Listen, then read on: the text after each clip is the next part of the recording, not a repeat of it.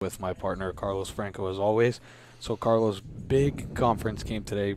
You know, Bay 6, really tough conference, and these are the two teams at the bottom of the conference still looking for their first win, and both teams on 5-game losing streaks. Somebody's going to get off the schneid tonight. Right, definitely. So someone's conference O is going to go, as we say. They're both having a tough streak right now, but they come in it's like looking in the mirror. I think both teams are kind of looking in the mirror right now. They've killed themselves with penalties. They've had a lot of positives. However, they've been their worst enemy lately in this 5-game losing streak. So last week we had a great game here tonight with Chabot, or last week with Chabot, and you know, we talked about early in our broadcast was their commitment to run the football. I think we saw a little bit more of that last week than we have the beginning of the year. Yeah, no, I was definitely excited about that, man. Being a former running back myself, I was saying that, you know, Chabot needed to run the football, and they committed to it. Sanchez had 14 carries. He also caught a couple balls. He looked really good, you know, and that was a big positive that I think is going to be a big key for tonight for Chabot's success, establish that run game early. And then on the flip side, Delta, they like to run the football, but it's a lot with their quarterback, Cruz Herrera. He can kill you with his feet. Yeah, Cruz Herrera, he's out of St. Mary's High School via Linden, California. He's the son of a football coach. His father's a head football coach at Linden High School, so he knows football. And what he's going to be a problem, obviously, with his arm, but more with his feet, like you said, partner. The reason is that Chabot's defense is extremely aggressive, and last week they gave up a lot of yards to the quarterback of DVC when he would just scramble, so there was no one assigned to him. So that's going to have to be an adjustment today for Chabot. Maybe Coach Fernandez is going to choose to not blitz as much or just assign someone to spy the quarterback, because if he doesn't find an open receiver, he can hurt you with his feet. And then both teams allowing over 400 yards of offense per game. So this could be an absolute shootout this evening. So right after this, we'll have the kickoff and more.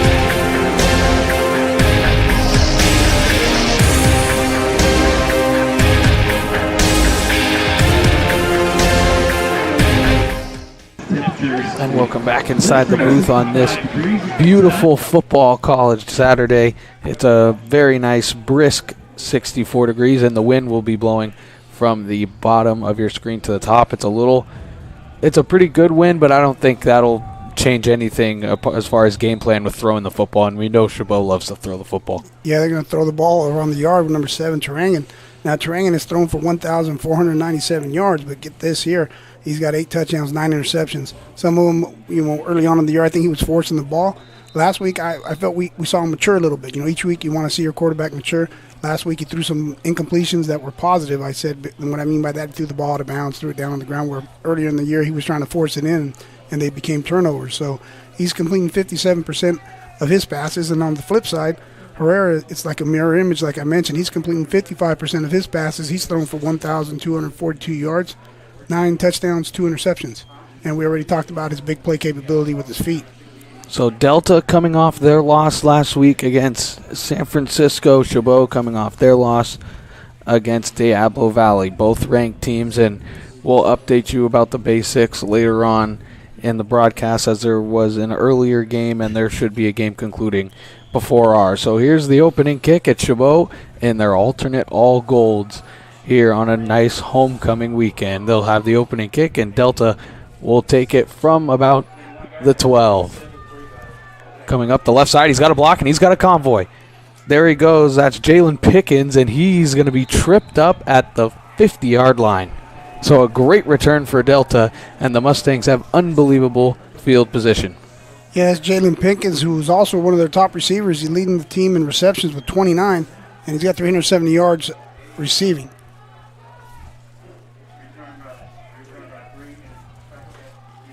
So the Mustangs will get unbelievable field position here. They'll start at the 50-yard line. So we'll see if they come out and right away try to establish the run game.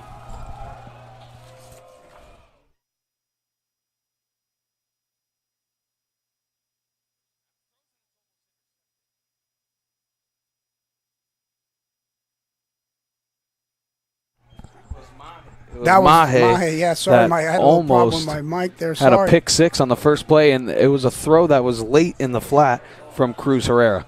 Yeah, I don't know if you heard me. I was yelling over here. My mic was off, but I was yelling, Mahe, catch that, man. He's leading the team in tackles, by the way, number 10 is. So he's not used to handling the football. He's used to tackling people, so I think he got a little bit too excited there. So second down, there's a snap. It's going to be a play action. It's going to be thrown, and that's caught on the quick slant. That was a really good throw by Tyson. Covington makes the catch, and it's a first down. It's a gain of 20. That was a really nice read and throw by Cruz Herrera to number 5, Tyson Covington, who's got 12 catches for 127 yards this year. He's still looking for his first touchdown, and the Mustangs are back up on the ball. And we'll probably see a lot of that zone read play action, and here it is again, but this time they'll run the ball right up the middle, swarmed by the Chabot defense, and that's Sebastian Bronco with his first carry and a gain of about 6. Yeah, they're going to test that tough defensive line of the Gladiators there up front. Now, that was a legion of Gladiators in on that tackle, but that was led by 45, Tua Lakitao. So there's a snap. It's another play action. This one's going to be thrown in the flat, and it's going to be caught pulling his weight forward for a gain, and a first down is Pickens again, and the Mustangs will move the chains. Yeah, Ben Chora, you'll see him recognize, read, and react. There he comes up smashing. Ben Chora's a tackling guy, that for sure tackler, I should say, for the Gladiators. There's a snap and a give again on the little zone read play, and it's Bronco with almost another Mustang first down, and they're using their high-tempo offense and really marching down the field. They're just going right down the field right now. That was Tua Lakitao once again on a tackle, 45. So there's the snap, Herrera. There's the throw. It's going to be dumped off to Branco again. He makes the catch, and he looks like he stumbled down. He did pick up the first down, and it'll be first and goal from the 6. Mahe came up and took him down. You'll see here he releases out like a swing route, and Herrera sees him right away, throws it out. They're in a little zone coverage there, so he's getting the ball in his playmaker's hands and basically making them Darren Delta to miss a tackle there and try to see if he can get in the end zone. So Delta's first drive, and they are in the red zone. It's first and goal from the 6, and they got him on the hard count. It's going to be a fade. There's flags all over the place, and it's incomplete. The pass was intended for Davion Coleman, But with the offside penalty, I'm assuming, coming, we will hear from our referee for the first time tonight. It's Jim Magoo. And he will call the offside, so they get him to jump. It'll only be like a 2-yard penalty with the half the distance to the goal, but it will remain first down. Yeah, Chabot's got to keep their eyes on Coleman. He has 3 touchdowns, 3 receiving touchdowns this year already. He's got 382 yards on 23 receptions, so he's been their big play guy, and he's someone that you have to have eyes on here in this area. So tight formation in the gun. There's a snap. It's a play action pass thrown in the flat, and that's a great job there. I think Grace was on the That tackle. was 23, a great tackle. I believe that was 23, Douglas Turner, if I'm not mistaken. We'll see in the replay. Or was that Grace? It was Pickens that was on the catch. He came from the other side of the formation on the play action. Yeah, nice play by 23 of Chabot there. Douglas Turner coming up, making that open field tackle, touchdown saving tackle actually. So there's the snap, and it's going to be a play action again. He's going to try and run up the middle, and he's going to be swarmed, and down he goes. It's a sack. It's going to be a loss of about 4, and that'll bring up a huge third down for Chabot early. Yeah, Porter got him around the legs there, but there was also a linebacker involved in on the action there. And it looked like exactly what you said in our pregame. It looks like they did have one of the linebackers was right in there for a spy. We'll see. I think it was 20. I don't know if that was Kingston Sepoy. I'm not sure. We'll find out shortly and see that replay. So 3rd and goal from the 7. It's Herrera. He's going to get the snap. He's looking again. Throws. It's going to be caught, but he's going to be short of the goal line. And that's catch by Coleman. So it'll be 4th and goal from the 1, and they're leaving the offense on the field. Yeah, now Coach Barlow, the former New York Giant, been the head coach at Delta College for many, many years now. He's offensive lineman. This is what he wants right here. Linemen love to run the football right here close to the end zone. So they're going to go into the gun, another tight formation set. Now Herrera's going to, I thought he was going to go under center, but he won't. It'll stay in the gun. 4th and goal from the 1. There's a snap, and he's going to give it up the middle, and he's pushing his way through and into the end zone for a touchdown as Sebastian Branco finishes off a very, very impressive opening drive for Delta. Yeah, Delta was running it, throwing it right there. They just went right down the field. You see Branco just getting big on big, as we call it, the blocking scheme there. And he's a big guy. Good pad level, good lean. Takes it in from about the 1-yard line. Puts Delta up 6-0 here when we're waiting the extra point attempt. So Delta with a very, very good drive. It's Julian Gabardet. His extra point is up and good. So a 7-0 Delta lead after the first drive. So now Chabot's offense will have a chance to answer, and we will have that drive coming up right after this. Broadcast of Gladiator Football is brought to you by Chabot College, American Asphalt, the NCSTV Summer Basketball Camp, and Meeting Rooms on Demand.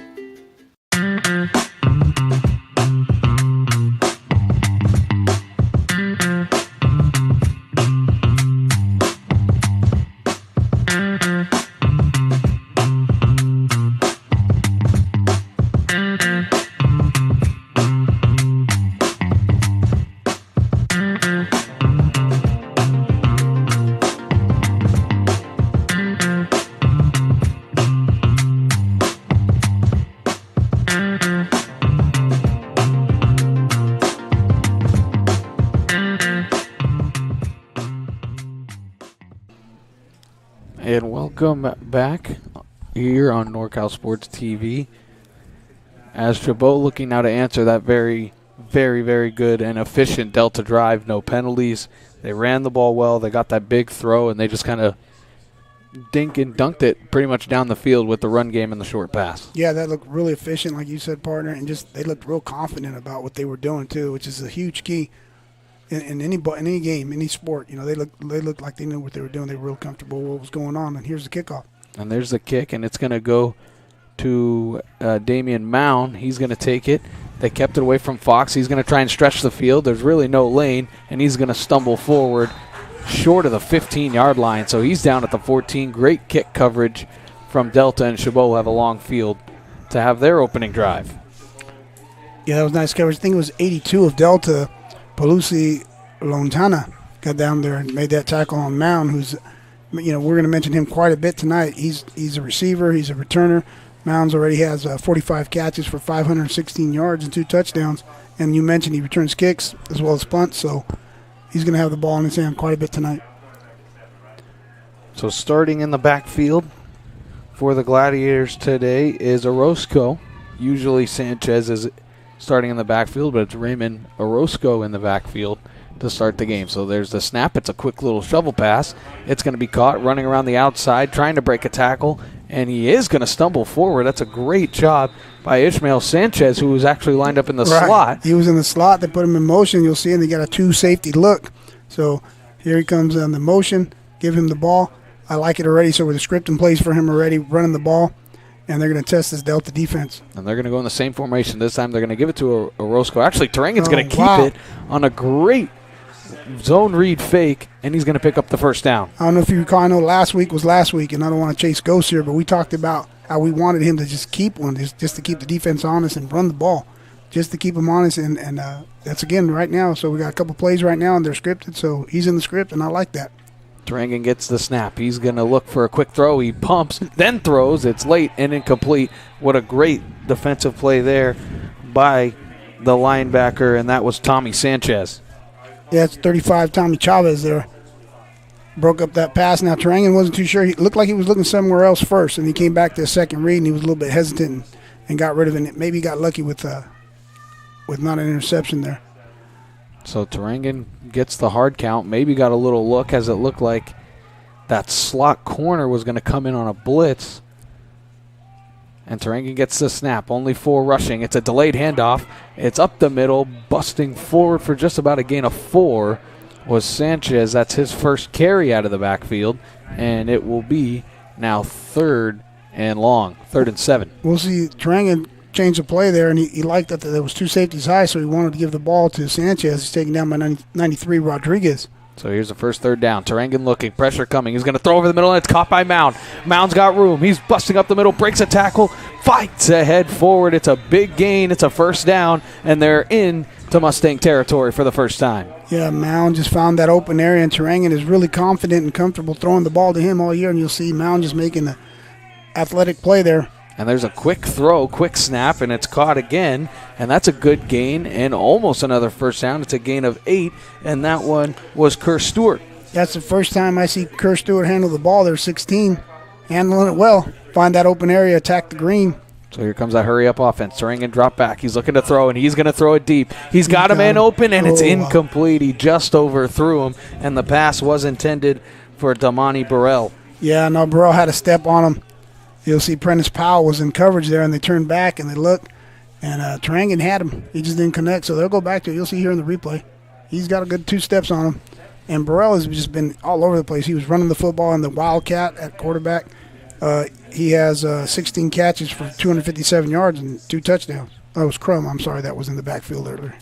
There's the snap. Terangen's going to drop back. He's going to throw. It's going to be a screen. Orozco's going to get it. He had a couple of blockers, but he's going to be slammed down on 3rd and short. So it was 3rd and 3. Now it's going to be 4th and a long 3, I think. And Chabot's going to keep the offense on the field. No punt coming here. Elijah Williams came up, made one big play there for the Mustangs. So there's the snap. It looks like it's a zone read. Terangen's going to keep it again, and he's got room. He's got one-on-one with the safety, puts the shoulder down. He's got the first down and a lot more. All right. And Chabot is on the cusp of a red zone trip. We're in business there with Terangen running the football. To see that no one's really accounted for him because he hasn't attempted these types of runs early on in the year. So there's really no film on him running the ball. There's film on him doing that, so throwing the ball to the open receiver. Terangen throws, and it was behind his man and incomplete. It was intended for Stewart, and so it'll be 2nd down to 10. Now another thing, the big guys up front, they've been doing a great job. McAlpin, Ale Hilder, Vasily, Pole, and also 65 Horner. When he gets in there, Terangen's had quite a bit of time there to throw the football. So 2 Very impressive drives by both teams so far. Turangen gets the snap. He's going to give it. There's a run up the middle by Sanchez. He busts it, breaks a tackle, breaks another, gets to the outside, and he stumbles down inside the 5. It'll be first and goal for the Gladiators. Really nice run by Sanchez. We talked about the big guys up front and what they could do. They look like they work for our sponsor, American Asphalt. They're paving the way for Sanchez. And there's a snap, and Turangen keeps it, and he's into the end zone for a Gladiator touchdown. Touchdown in the quarterback run. There's that zone read that was so dominant on this drive. Turangen kept it all 3 times, as you'll see on the replay. See him there. And touchdown. You know, we elaborated on the run game, and it's pretty simple. You know, if you could run the ball, it's going to open up the pass, play action, and things like that. And, wow, both teams right now really impressive on their first drives. So now on to kick the extra point will be Vargas. Good snap, good hold. The kick is up, and it is good. So 2 drives, 2 touchdowns at 7-7 with 8:20 to go in the first quarter. We'll be right back right after this.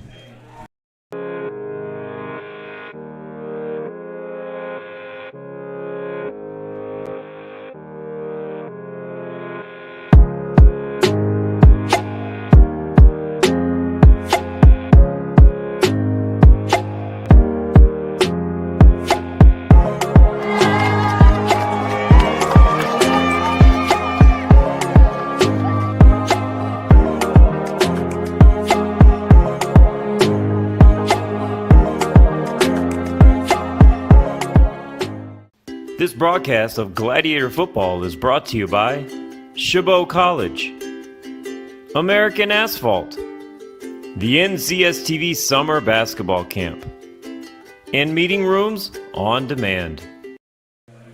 And welcome back as Turangen leads Chabot on an 86-yard, 13-play drive that ends with a Turangen 2-yard touchdown. So 7-7, both defenses really not really getting exposed on both defenses' first drives, but, man, the offense just kind of rolled down the field for both teams. Here comes Vargas' kickoff.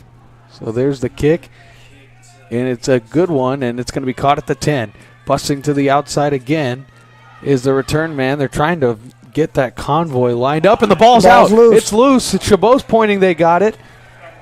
And it is Chabot who has it. There's no official sign yet, but Chabot's saying they got it, and they're pretty confident. And they do got it. Yeah. That was A7, Dwayne Thomas on the return. I'm not even sure where the ball comes out on our replay. Can't really see. But what I will tell you is when you're down there and there's a loose ball, it's no holds barred, man. There's eye poking. There's any WWE move you could do down there to get the football out.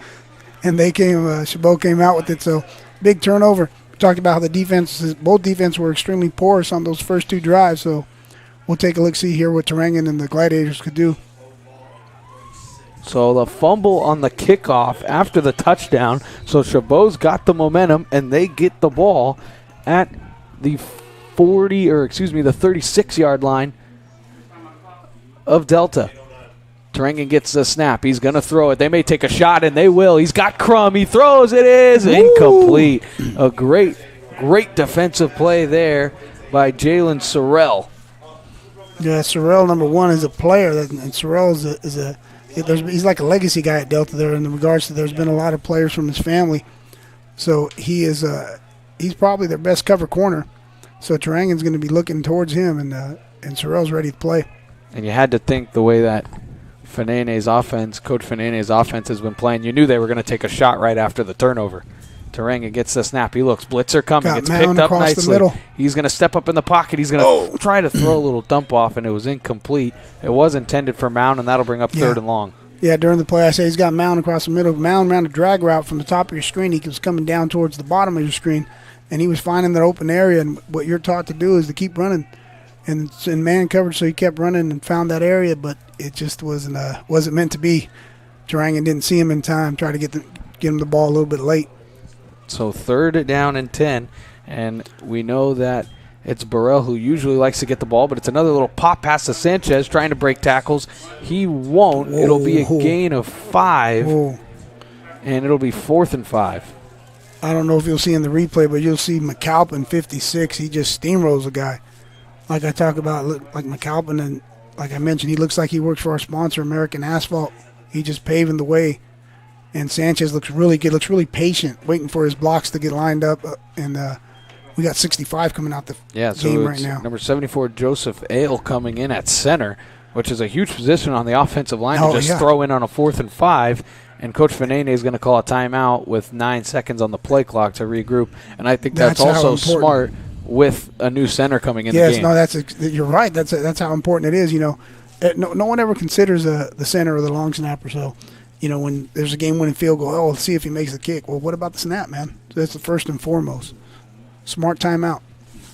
So it is the Gladiators center number 65. It was Elijah Horner who was on the medical table here, as it looked like he was coming off holding his hip, I would assume, on that, getting hurt probably on that 3rd down play. Yeah, so we're seeing it there. I couldn't really tell what was going on there. So it'll be 4th and 6, maybe 7. And this is a big opportunity for Chabot. They got to get points out of this gifted possession. Yeah, no, they got the turnover. They got to come away with points. And you mentioned it right away. They went up top, try to hit the big play to Crum. So Tarangan will start out, and Chabot always is in the gun. Orozco in the backfield with him. Got one safety in the center of the field up top, so there's a snap. He's going to look. He's going to throw to the outside, and it's incomplete. It was short of the intended receiver, Crum, and they go 4 and out after the turnover. A huge stop for the Delta defense. Yeah, I did like the read there of Tarangan, and Crum ran the proper route, got past the sticks. It would have been a first down, but they just didn't connect. So, that big opportunity there, it's gone. They got to get the ball back here. If you're a Chabot fan, Delta fan, you're going to think, hey, let's go back to that original opening drive and let's do it again. So really no worse for wear for Delta after the special teams mistake as they get the ball at the 31-yard line. So it's Herrera in the gun, 3 wide receivers to the bottom of the screen. And in the backfield is their running back, Branco. There's a snap, and it's going to be a clean throw. They're going to go up top, back shoulder pass, and it is caught and getting the foot down for the first down, and that's Simon Sims, the wide receiver, freshman, for the first down. Man, that was a really nice catch. Herrera throws it kind of back shoulder, and Sims just goes up, makes an athletic play, goes up, catches that ball. That was impressive there by number 2. So a great timing play there on the back shoulder throws. Yeah. As here's Delta again. There's the snap. It's a play action throw out right, and it's going to be caught diving forward for a gain of 6. And Delta looking pretty efficient on offense like they did on their first drive. Going back to Sims there, they fake like the inside power there because they had 88 Herrera, who's the quarterback's brother there. He was in motion, came in the box, made it look like it was going to be a run play. Hold the linebacker, so it's a play action pass to number 2. Herrera the snap, and this one's going to be a give to Branco this time. He's going to try and pick his way through the offensive and defensive line. It's a gain of about 4, so it'll bring up a 3rd and short, 3rd and 2. Yeah, that was a nice-looking run there by Branco. I think number 90, Graham, was at the bottom of the pile. It brings up a 3rd and short, so 3rd and 3. We'll see Branco there picking his way through the line. And the line of Delta doing a good job pushing against Chabot. So it's taking a little bit of time here. I'm not sure what's going on. Looks like Branco can't get his shoe back on. Yeah, he's trying to step his foot into the shoe, but I don't think he's going to. 5 seconds on the play clock. They need to hurry. Looks like showing blitz. They're gonna get it off barely in time. I don't know if they did. There's a timeout coming from the sideline. Well, they had to take that timeout because they got 3rd and 3. If they'd have had that delay of game, 3rd and 3, you go to 3rd and 8, and you take yourself out of that positive position that you're in here, short yardage, I should say. So Delta takes the timeout. It'll be 3rd and 2 when we come back right after this. The way up from Los Angeles, we just heard that. What made you put Miles Little into the camp? Well, we were looking for an overnight camp that would really help develop his sort of independence. And this looked like a beautiful setting for the kids, and also really foster his independence, meet new people. And I want to say one of the best things about this camp, this particular camp, is the ability to see the games live streamed on YouTube. It allows you to not be at camp, but also still participate in that particular part of camp. And so I thought that was really amazing. The announcers were great. The angles, the instant replay, it really made the kids feel special. Would you bring Miles Little back up to camp? For sure, 100%. And we're bringing friends. I think. And welcome back for this 3rd and 2 for Delta. Chabot showing blitz. They try to go hard count. Nobody jumps. So Herrera's going to look at the sideline and most likely change the play. Chabot still showing blitz. There's a snap. Here comes the blitz. It's a play action throw. Herrera's under pressure, and down he goes. A huge sack on 3rd down, and it is Pete Wanga. Yeah, that was really nice. Pete Wanga, we talked about him coming back last week. He'd been hurt. He's coming up from the top of your screen, just working and working and working, and gets to the quarterback. Now, Herrera changed the play, and they took a shot at it. There was man coverage. He felt real confident going down here at the bottom of your screen with the matchup he has with the corner. He tried to get it to him, and Wanga got to him first. So Wanga gets the first sack for Chabot, and it was a big one on 3rd down, and that will force the first punt of the ball game as Delta's kicker is on to try and pinch them deep. Look at that. There's a flag. I was going to say it looked like a roughing the kicker maybe. That was a little bit it seemed rushed. Coach Hyman is the special teams coach over there for Delta, and guys came out, got said it just looked a little bit rushed, like on both sides of the ball. The gunner up top of your screen, he was uncovered. Ball got snapped. It was a short kick, and I think you're right, Parn. I'm not sure if it's running into the kicker or if into the punter, I should say, or if it's roughing. I don't know. And it's going to be a personal foul and an automatic first down. Yeah. Roughing the broadcast of Gladiator Football is brought to you by Chabot College, American Asphalt, the NCSTV Summer Basketball Camp, and Meeting Rooms on Demand.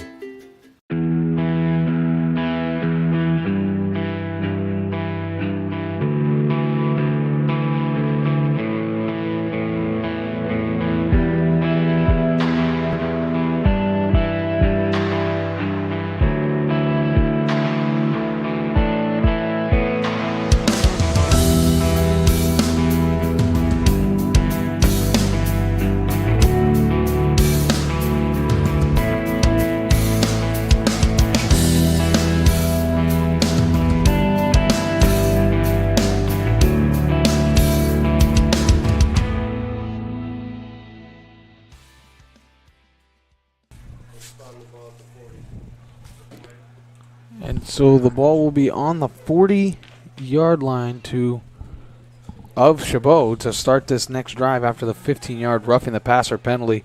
And that's a tough penalty to take if you're Chabot. You just got the big stop, big sack on 3rd down. And as you mentioned in our pregame, it's that shooting yourself in the foot that they've been doing quite a bit this season, and that's a perfect example of it. That was it right there. We're talking right now during the break about how they had that big play by Wanga. We're going to get the ball back, and then all of a sudden, penalty. So let's see what Delta does here. So Delta after the roughing the passer. Herrera drops back. He's going to look. He's got time. He steps up in the pocket. There's a flag on the play, and he's going to use his legs. He's going to pick up the first down and more. He's pushed out of bounds, but this one could be coming back. Might come back. It's a hold or something like that. As the flag is in the backfield. Now, regardless of if the play's negated or not, that's what we were talking about in the pregame. You know, it's not a design run on his part there. He's looking, scanning, going through his progressions, and decides to take off with the football. So I'm not sure if they're going to assign someone to him. Penalty's going to be against the Gladiators here. Yeah, illegal hands to the face on Chabot. So they will add the 15-yard penalty to the end of the run. Ooh.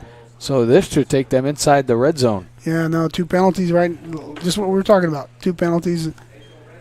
And now all of a sudden you got a first and 10 inside the red zone here. I think you're about on the 10-yard line. And it looks like they might try to run a rub route up at the top of your screen. So here's Herrera in the gun again.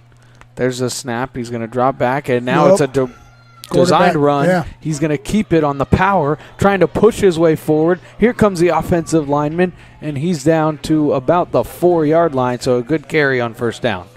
Yep, and it's that guy we talked about, Herrera, doing it with his legs there.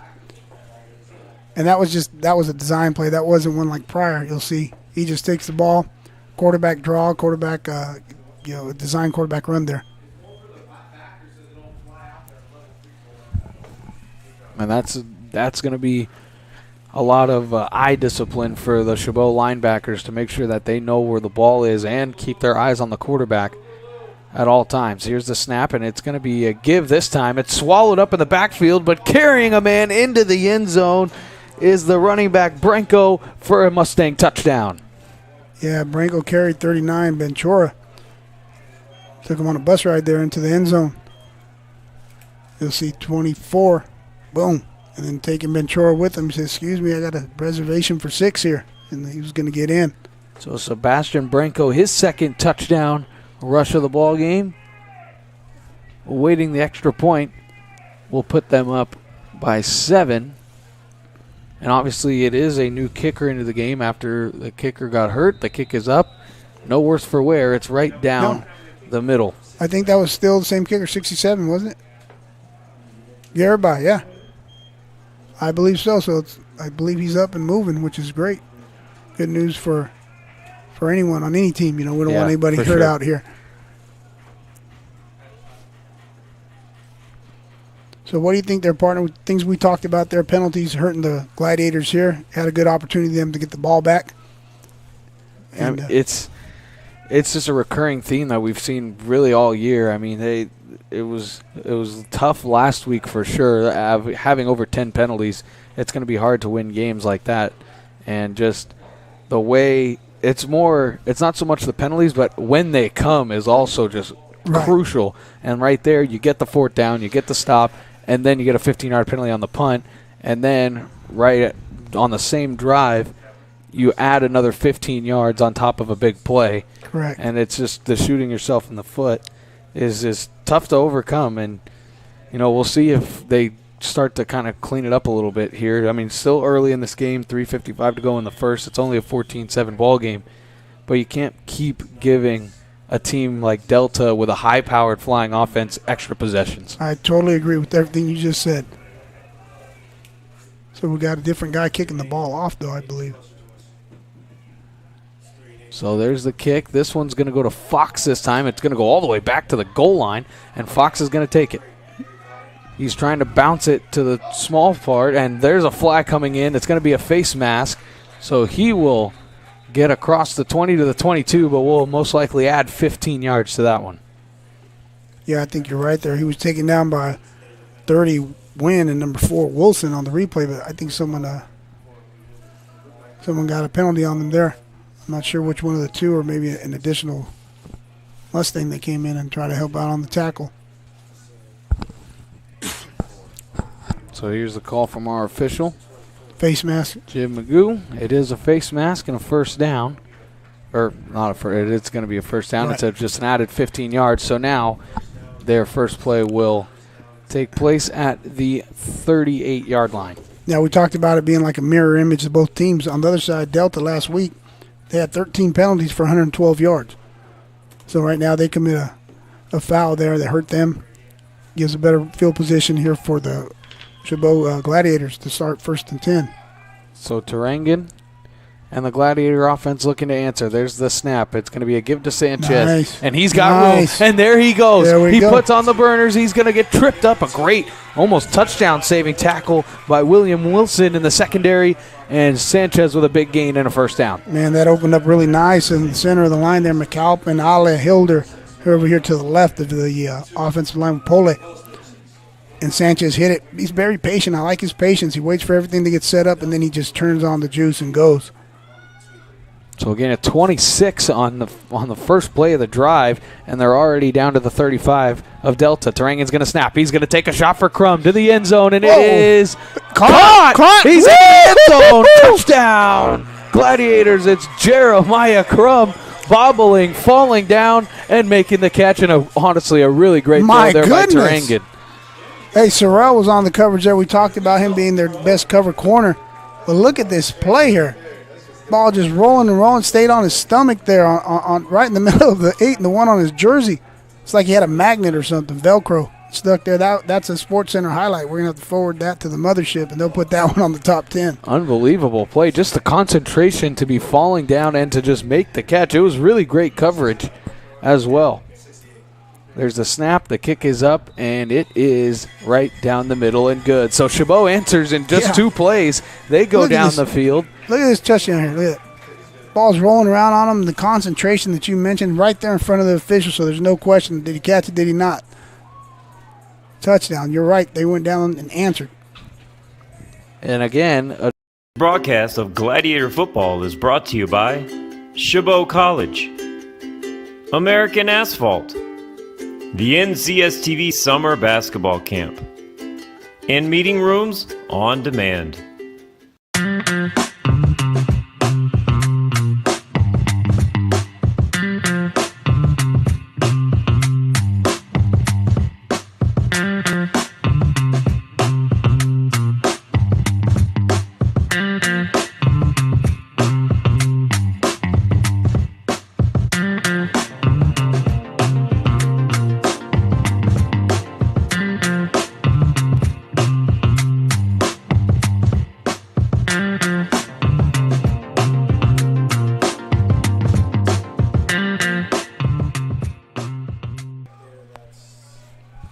And welcome back as Chabot's going to kick off after their quick 2-play touchdown drive.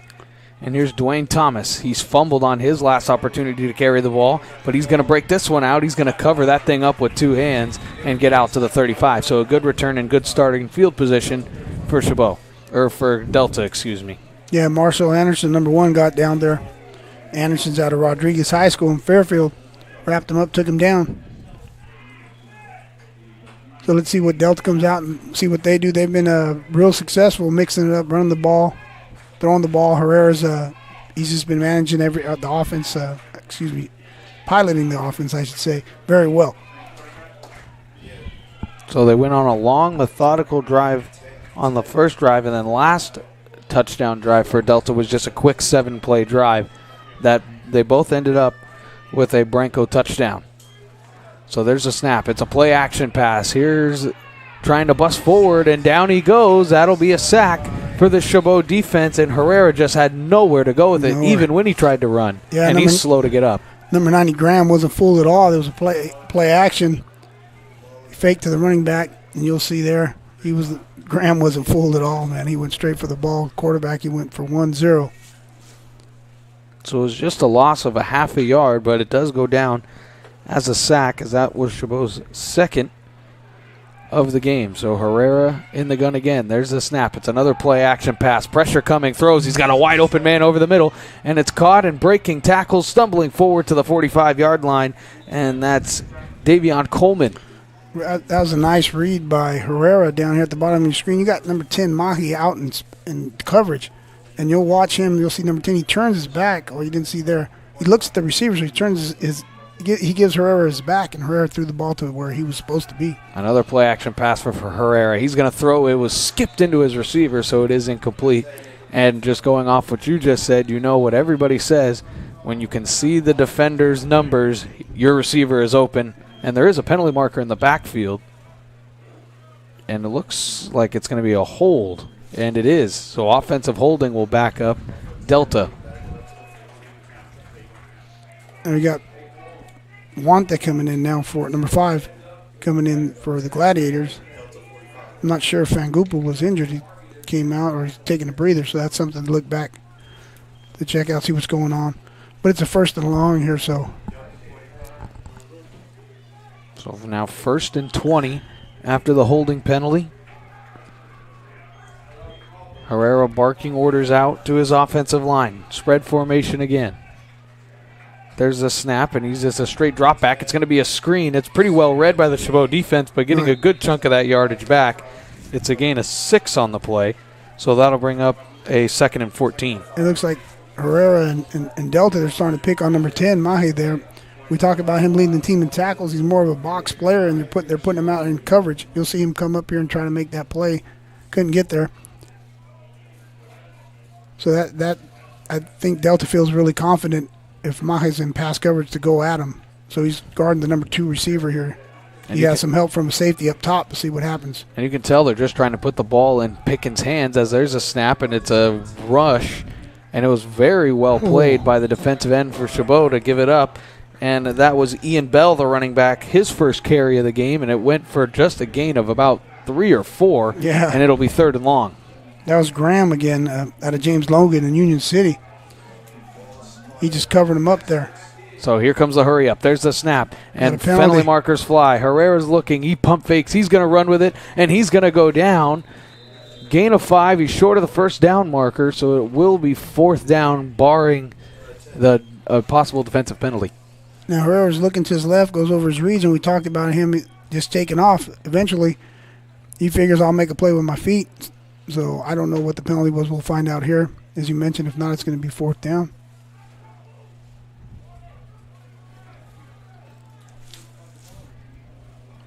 So it's looking like they're moving the ball forward. So it will, I think that was on Chabot for an offside. No, they're still talking about it right now. Because the penalty flag came on the line of scrimmage by one of the side judges.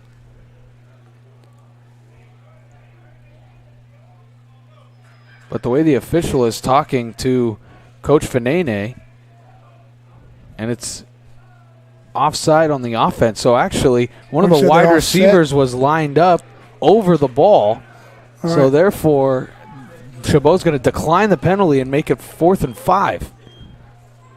Usually, if a wide receiver is lined up over a ball, the official will yell at him to back up and give him that little leeway, couple of steps. But I guess Delta went so quickly that it didn't matter. Right.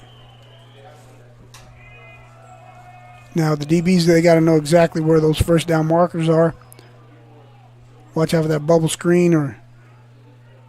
And once again, watch out for 10. 10 on the keep. Looks like they're going to snap this or they're going to let it run down. No, they got to snap it, right? They got to snap it before the end of the quarter, seconds, but 8 seconds left. I think they're just going to hold this and take a timeout. Coach Bartow's arguing the call, I believe. Yes, he has been, and they do take a timeout with 1 on the play clock. So 14.7 to go. A big 4th down and 5 will come up right after these messages.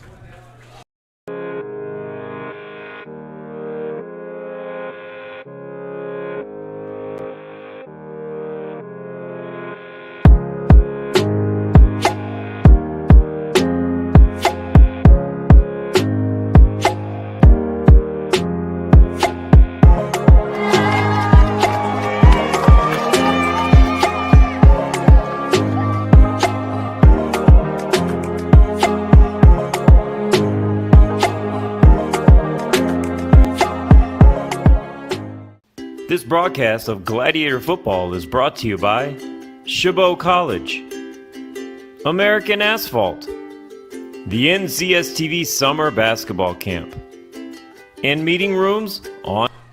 So after the timeout, Adrian Malicio will come on to punt. They had the offense out there, and there's the punt. It'll go down inside the 5 but roll into the end zone. Great job by Orozco to let that thing bounce. Or excuse me, that's Grace. Grace, yeah. Grace will let it bounce and go into the end zone for a touchback. So Chabot gets a big stop, and there's more laundry on the field. And let's see what penalty this is here. It's on the line to gain, so it is on the line of the first down marker. But it looks like there could be holding on Chabot as they're backing this thing up to the 10, so that should be exactly what it is. And it's an illegal block in the back. So they'll back them up 10, and this drive will start at the 10-yard line. So there it is again, just a little penalty. May not seem that much, but, I mean, now you have to go 90 yards instead of 80. Right. Yeah, the penalties we talked about has just been hurting this team all year, and now you're in conference play. It's not preseason, it's not week 1, not week 2. People make mistakes, penalties do occur, but some things are just inexcusable. So Chabot's offense has had a very good day so far. Just 2 Well, this is their 4th drive, 2 touchdown drives, and a turnover on downs so far. So they have been able to move the ball. And they'll have to here Turangan with 5.4 left in the first quarter. So this should be the final play of the first quarter, as we had an issue with the chains. There it is, yeah. So Turangan looking at the sideline. It's Orozco in the backfield with him.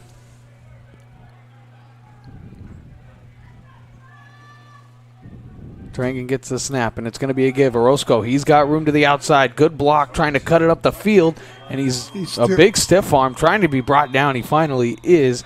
So a lot of work for just a gain of 2. So after the first quarter of play, Chabot's got the ball. When we come back, it's 14-14 after 1. The way up from Los Angeles, we just heard that. What made you put Miles Little into the camp? Well, you know, we were looking for an overnight camp that would really help develop his sort of independence.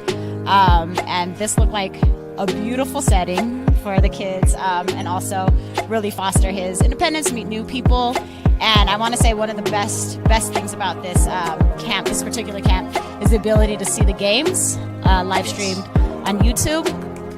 It allows you to not be at camp, but also still participate in that particular part of camp. And so I thought that was really amazing. The announcers were great. The angles, the instant replay, it really made the kids feel special. Would you bring Miles Little back up to camp? For sure, 100%, and we're bringing friends.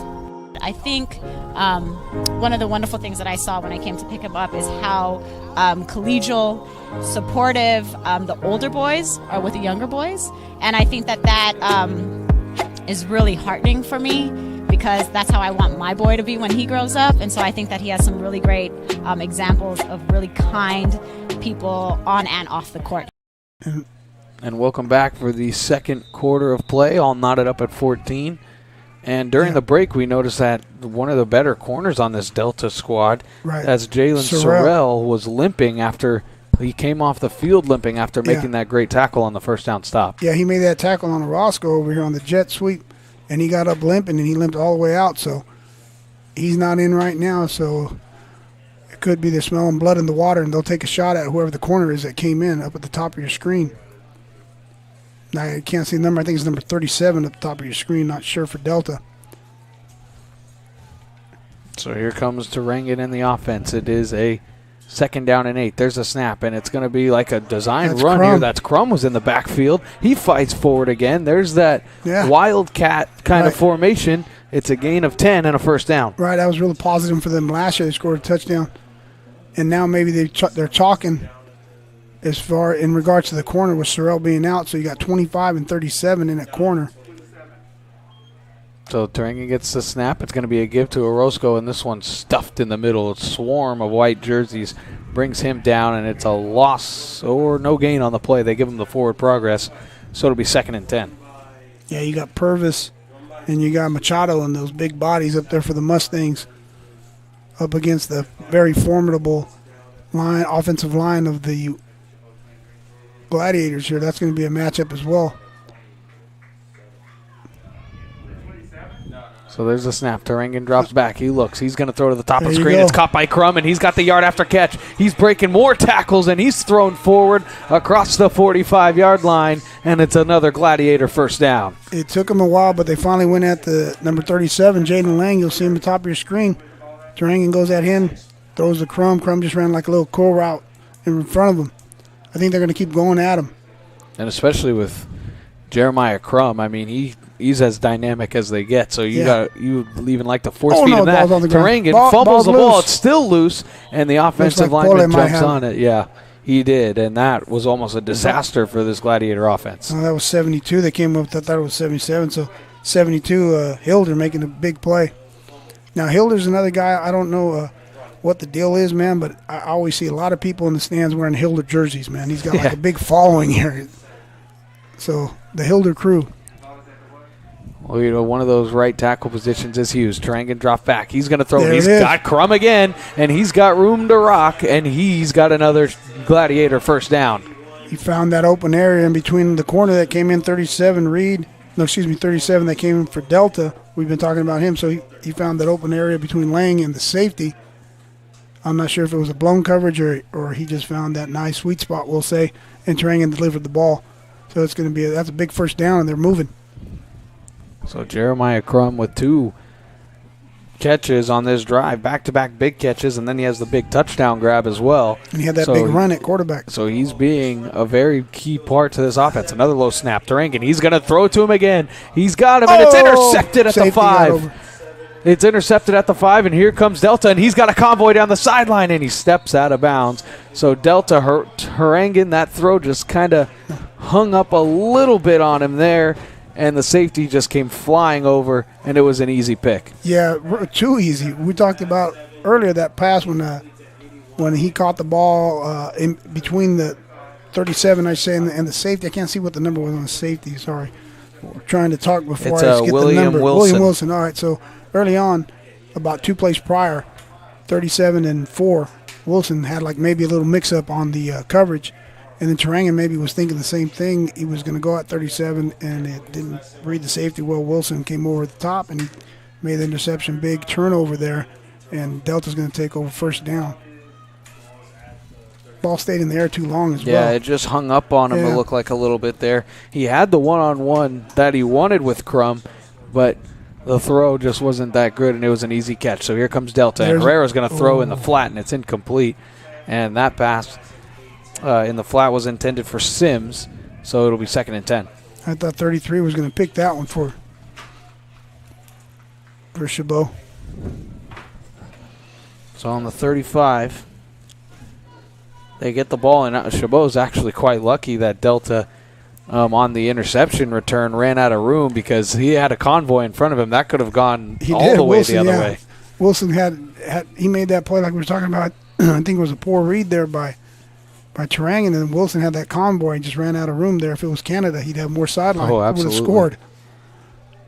So Herrera in the gun. There's the snap. It's another play action. He's going to throw on the RPO, and it is incomplete. It was skipped in to his wide receiver. So now it'll be 3rd and 10. That pass was intended for Dwayne Thomas. Yeah, he had him open. He just threw it a little bit too low through it on a post route. So we're seeing a lot of those RPO type plays out of Delta. It looks like they really love that look with their quarterback, and especially the way that he can run it. So it's really almost like a triple option play because I'm sure that he can keep it, give it to the back, or throw it. Right. And we mentioned he's son of a football coach, so he's got a lot of football knowledge. So Herrera on 3rd down, drops back. First read not there, 2nd read not there. He rolls out. Now he's going to roll out again, and down he goes. Chabot gets another 3rd down sack, and they're going to force Delta to punt. It's a loss of 12 on the play. I believe that was number 26, Jarvis Kalili, linebacker out of Hawaii, making that play. See, that's something else too. When the quarterback's going through all his progressions, what's that mean? It means that there's good coverage, but it also means as an offensive lineman, you got to block longer, man. So you'll see him going through his reads, and then now he's going to try to make something happen with his feet. And those linemen, man, they can only hold off the Gladiators for so long. And so there's the punt, and it's a good one. And it hit.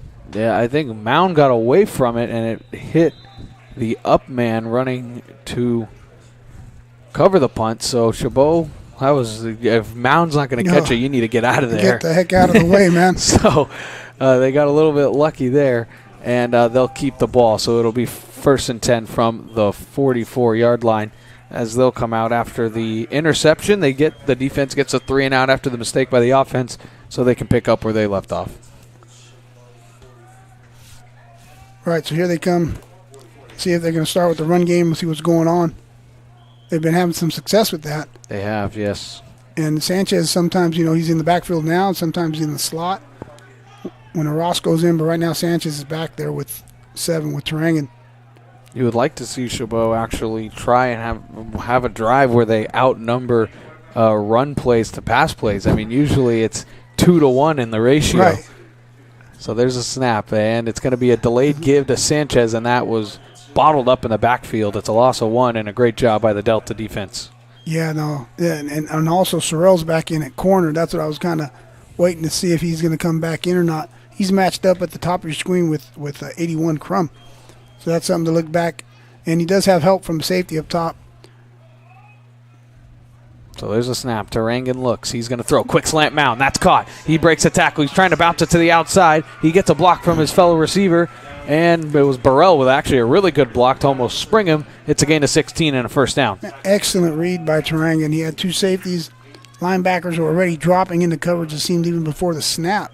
And there's the hurry up again. It's going to be the give to Sanchez, and he's swallowed up after the gain of 2. That was really nice. Tackle there by number 44 of the Mustangs, Michael Cowan. He dove in there like he was diving into a pool on a diving board. Jumped on Sanchez's back. So Wahe Jamin in the backfield for the first time for Chabot. I haven't seen him quite a bit in the backfield, and it's going to be a read option. They're going to give it to him. He's going to go to the outside, and he's got room. And he's going to go across the 25-yard line and picks up another Gladiator first down. So a good run on that outside zone read play. Yeah, you're right. We haven't seen him lately, so he comes in fresh legs, picks up that first down. See him on that first down you see there. So we're back here to action. So he's going to gain. He's going to gain the first down. Now he's in the backfield. Tarangan's going to throw over the middle. It's caught by Crum, and he's got room. And he's across the 20. Breaks another tackle. Inside the 10. Breaks another, and he's down at about the 7-yard line. It'll be first and goal, Gladiators. Yeah, they had trips to the right, and Crum was all by himself up the top of your screen. He just worked all the way across the field.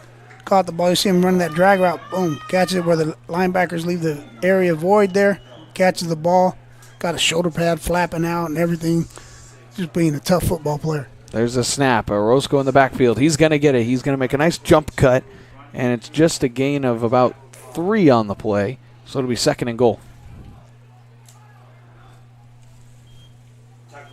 Yeah, they want to come away. I always talk about time on the clock and things like that. Right now it'd be nice if they could just take as much time as they can off the clock and come away with points. That way not give Delta much time left, I should say, in the half. There's this Tarangan. He's looking for the fade, but he couldn't get it to Crum, and he's going to be brought down. There he goes. He goes down. So it's a sack. 71. Yeah, that was 71, Jericho Machado, who got there and got the sack on Tarangan. And he was looking to the fade route to Crum immediately, and it wasn't open, and nobody else was there.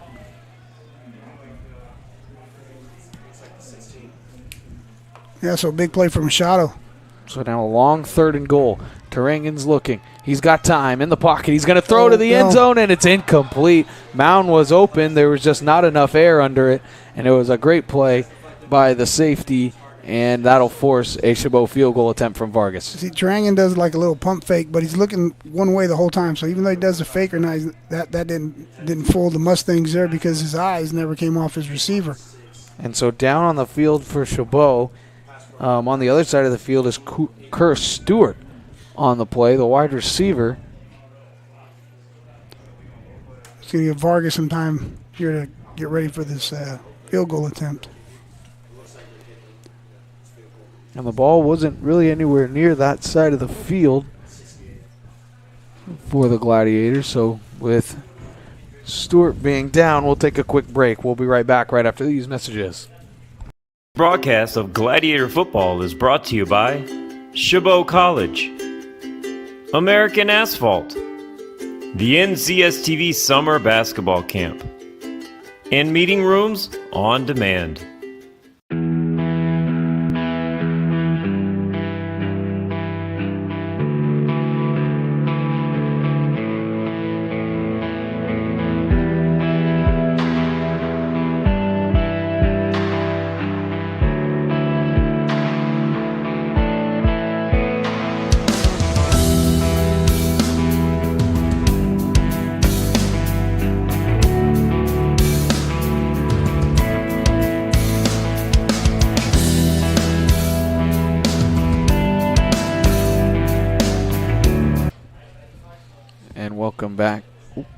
Welcome back out of the timeout. So it'll be a 33-yard field goal for Vargas, and Stewart did walk off the field under his own power. So that's good to see. And there's the snap. The kick is up, and it's blocked at the line of scrimmage. Penalty marker on the field as well. There's markers down, and surprising, actually, Delta picked that up. As now they'll start field position at the 1 yard line. Might be offsides here because the side judge here talking to the Whitecap. And they got there pretty fast, so maybe they got too early of a jump. I don't know. We'll find out.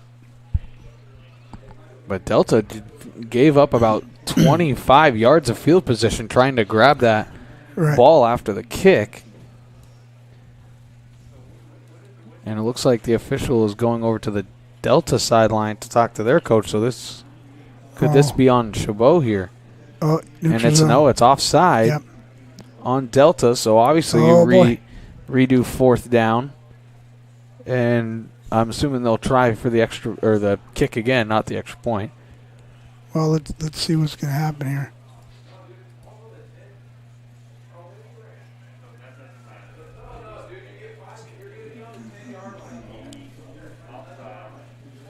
So it depends. Was it going to be the 5 yard penalty or? Yeah, so it'll be the 5 yard penalty, well, as it should have been a pre-snap penalty. Yeah. So now the ball is down to the 12.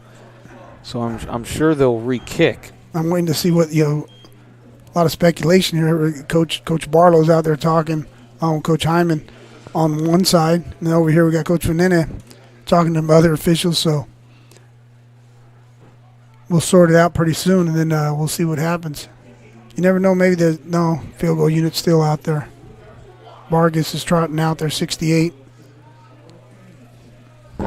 So Vargas and the field goal unit will come out to try again. As moving forward, this one will be a 30-yarder. So this will be a 30-yard field goal right in the middle of the field.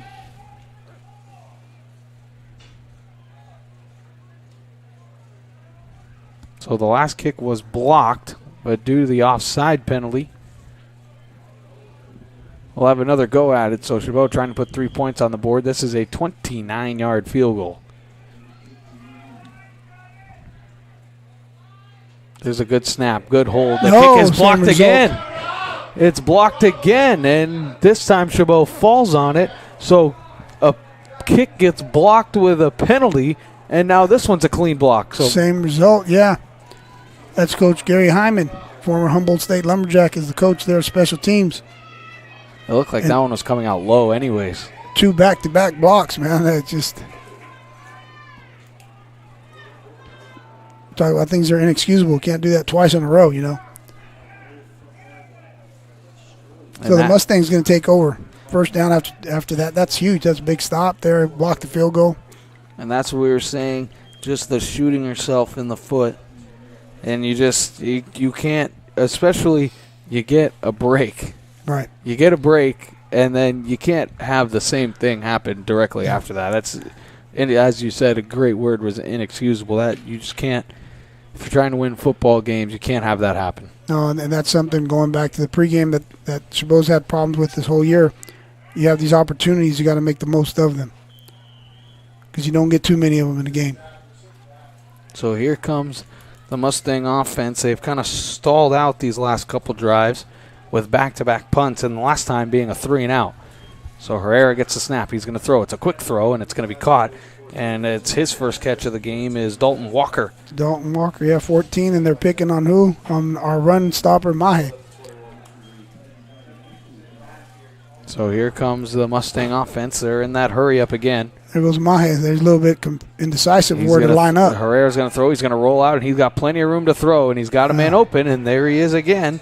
That was caught by Walker, and a first down on back-to-back throws. Okay, going back to Mahe there. Not sure what the alignment is, but he's not, he's real confident inside the box. He makes tackles. He'll blitz. He'll sack. So right now he's kind of running around, lined up a little bit late over there.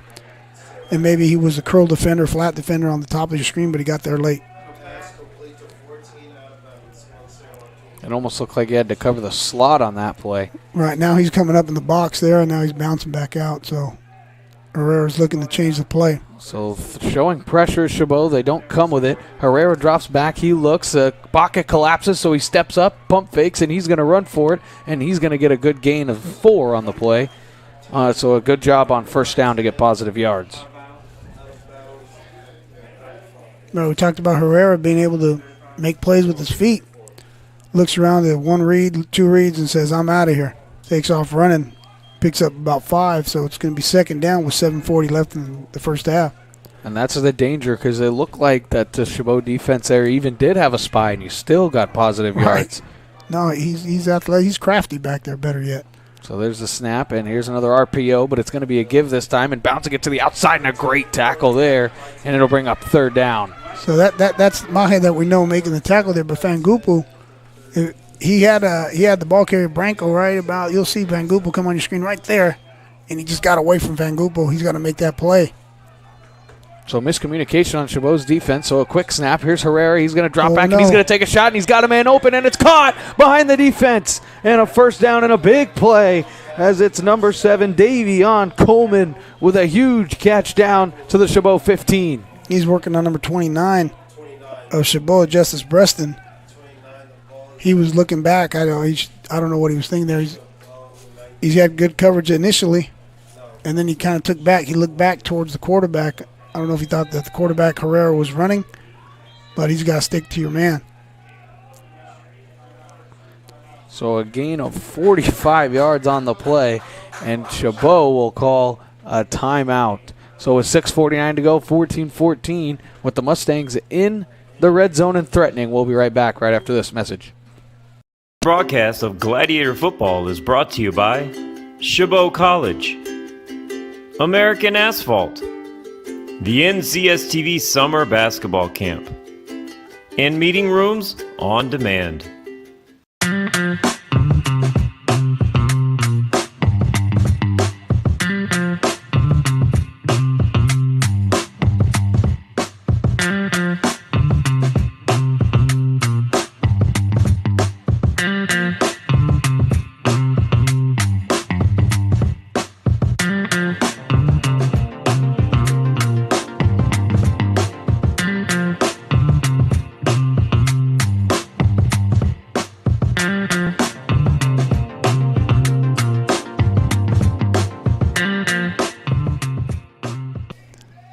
And welcome back out of the timeout. So after the big play, it'll be the Mustangs.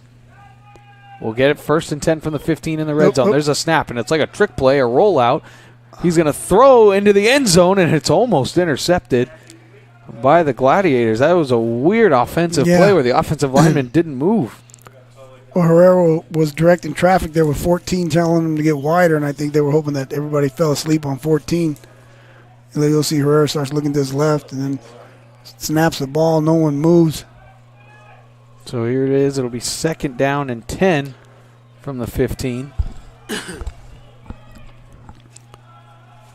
So Herrera. Yeah, you could think about trick plays in this game as well. We talked about it being a team. And it's going to be an RPO and a great job by the defense. There's Herrera using that elusiveness, but he's wrapped down. Yeah. So he swung forward for a gain of 3. And he's going to be marked down as marked down by contact, so the knee was down. So it'll be 3rd and long. Kalili had him initially there, 26, and then support comes in. We're talking about that trick play, and then the play snap there by Cruz Herrera. But yeah, in this game you can look for anything too. Reverse passes. You got Mound that holds on the PATs. Field goals for Chabot. I mean, this is a must-win game, so both teams are going to throw all the meat on the grill. They're not going to save anything. So we'll see what happens. So a huge 3rd down now for the Chabot defense, and it looks like Delta's going to use their final time out of the half. So 5:56 to go, but pretty big 3rd down. You want to get points out of this. Yeah. If you're Delta and Chabot, you want to hold and maybe force them to take their own field goal attempt. So 14-14, 5:56 to go. We'll be right back with your 3rd down right after this.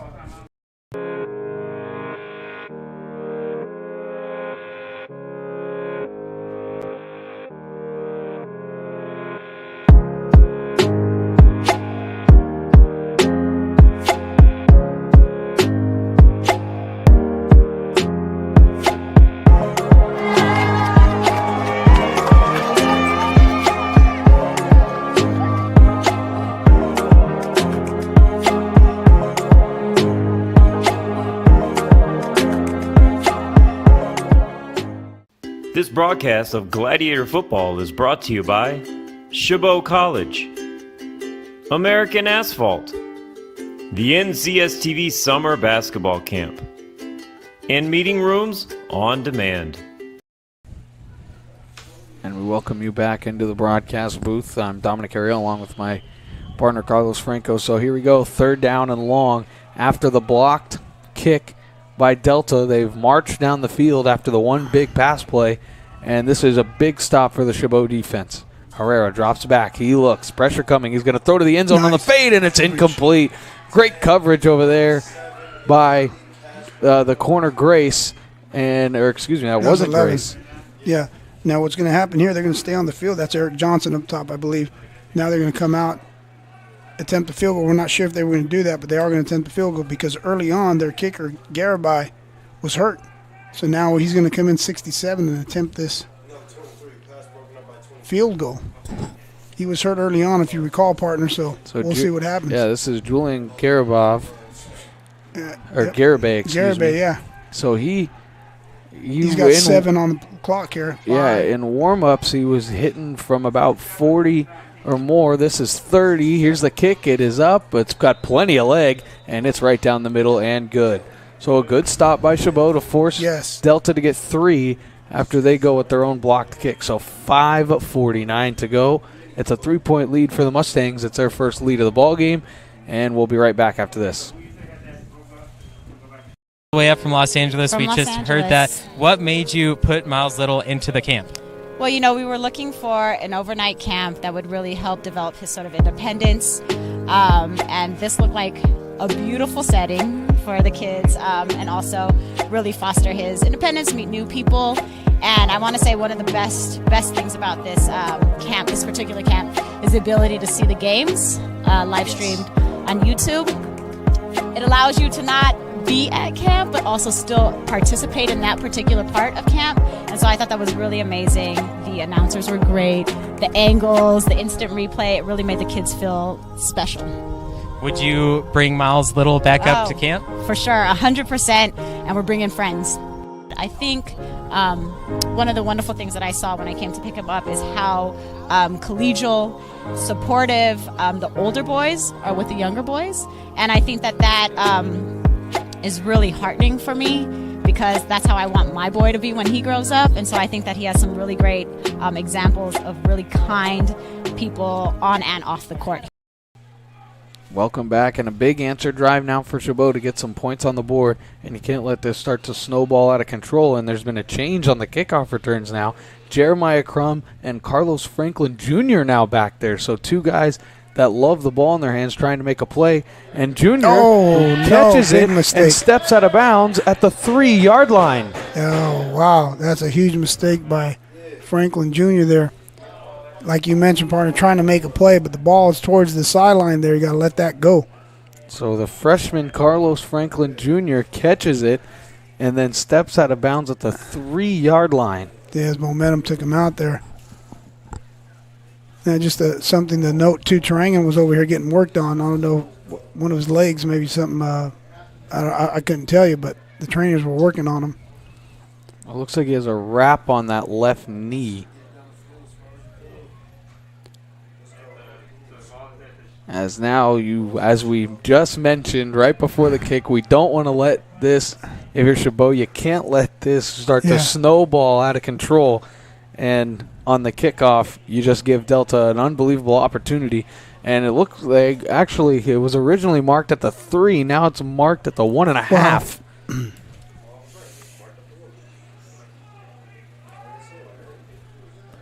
So ball on the 1-yard line to start this drive, and Chabot, they never go in. They never go under center. So everything in the gun, it makes yourself susceptible for like a holding in the end zone. It's going to be a quick throw, and it's going to be caught by Sanchez, and he's got actually a lot of room. And there goes Sanchez. He's breaking tackles, and just like that, they're out of the shadow of their goal post out to the 20 and a first down. That's a mismatch for Chabot right there. Sanchez swings out of the backfield. Linebacker trying to cover him. Not sure what the number was for Delta, but that guy can't. I think it was 35. Not sure. Yeah, you'll see him in the replay there. He can't cover Sanchez. And Durangan with a quick throw, and it's caught on the quick slant. And there's another first down, and that one's Kerr Stewart, who was injured earlier in the game. Yeah. He seems to be okay. Yeah. And just like that, it's another gain right of there. 16. Yeah, and Stewart came out of nowhere. We hadn't seen him in the prior weeks. There we go with Sanchez again in the backfield. Durangan gets it to Sanchez. He's trying to break tackles, and this will be just a gain of 5, excuse me. And now Chabot's offense starting to push the tempo and really get after it here. Right. Now they're getting the ball to Sanchez again, and whether they're handing it to him or throwing it to him. I like when he's coming out of the backfield there because of the matchup versus the linebackers to Delta. Just trying to put the ball in the playmaker's hands, it looks like Chabot's offense. Durangan, he looks, he's hit while he's thrown, and the arm was coming forward. It is an incomplete pass, so now it'll bring up 3rd and 6. I'm not sure who that was for Delta, working against number 70 of Green here of Chabot. Got the better of him there and got to Durangan as he was throwing the ball. And that's one of those plays where you just ran, or you just threw the ball successfully. You'd like to see possibly a run thrown in there just to keep them honest on 2nd and short. So now it brings up a 3rd and 5 or 6. And in the motion man, it's going to be a snap. It's going to be thrown out wide to Orozco. He's got room to run, and he's going to pick up the first down. It's a gain of 10, and the Gladiators get to midfield. Yeah, now we talked about the matchup there with the running backs coming out of the backfield. That's number 51, Leo Ramirez of Delta, taking down Orozco, who came out of the backfield. Now a little bit of mix-up now. Sanchez came in, came out, so we'll see that replay there with that mismatch that we're talking about, that matchup with the linebackers of Delta not being able to cover the backs of Chabot coming out of the backfield. So there's a snap to Durangan. It was low. He's got plenty of time, and he's going to throw into the corner route, and it's caught on the sideline. A beautiful catch to keep the feet in down. It's Kerr Stewart. It's a gain of 20 and another first down. Hey, Dom, who is Stewart? This guy just put a jersey on. He came out of nowhere. I don't know if he put a jersey on in the parking lot or something, but we haven't seen him all year. No, we haven't. This is the first time that we've heard his name called, and a great job to get the feet down, and a really good throw by Durangan to stay in the pocket. So a quick snap to Sanchez. He breaks a tackle in the backfield. Woo-hoo! And now he busts it. He's pulled ahead, breaks another tackle, and fumbles forward for another Gladiator first down. That one's a gain of 13. Sanchez being patient, as I mentioned early on, because he was basically in the arms of Robert Turner, 99, for a loss of about 5 or 6. And he kept his feet, and then he kept his cool and was very patient and picked his way through the Delta Mustang line for a big gain for Chabot, first down. So just like that, they are in the red zone here with 3:37 to go. And Sanchez is hobbled over here on the sideline as Durangan gets the snap. He looks. He's going to throw in the quick slant, and it is incomplete, but there's flags coming in. Hey, down at the bottom of your screen, you got Orozco. Once again, the running backs working against the linebackers of Delta. He's wide open.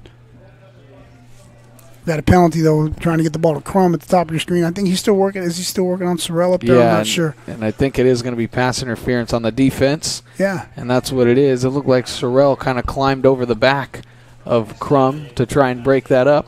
And we mentioned Sorrell's hurt. You know, maybe that's because of his injury. Maybe he's compensating there with a little bit of PI. Here we go. Maybe they'll get the ball to Orozco down over here at the bottom of your screen. He's in the backfield, 22, matched up. Depending on the coverage, he'll be swinging out here to your right or something, seeing if those linebackers could keep up with them. So after the spot foul, it was about a 7 or 8 yard penalty. So now the ball is at the 14-yard line. It's 1st and 10 for the Gladiators. Durangan fumbles the snap. Now he's rolling. He's going to throw it through the back of the end zone, through the sideline. And that is a very smart play there by Durangan. Do not force it. Just chuck it out, live to fight another day. Right. I'm over here biting my lip because we pretty much called that play where we knew 22 was going to swing out to his right. He had a good matchup, but just a low snap and a really good decision by Durangan just to live to fight another day right there. So clock stopped with 3:20 to go, first half. Now Delta does get the ball to start the second half, so this is a huge drive to get points. Durangan's going to snap. He's going to throw it in the back of the end zone.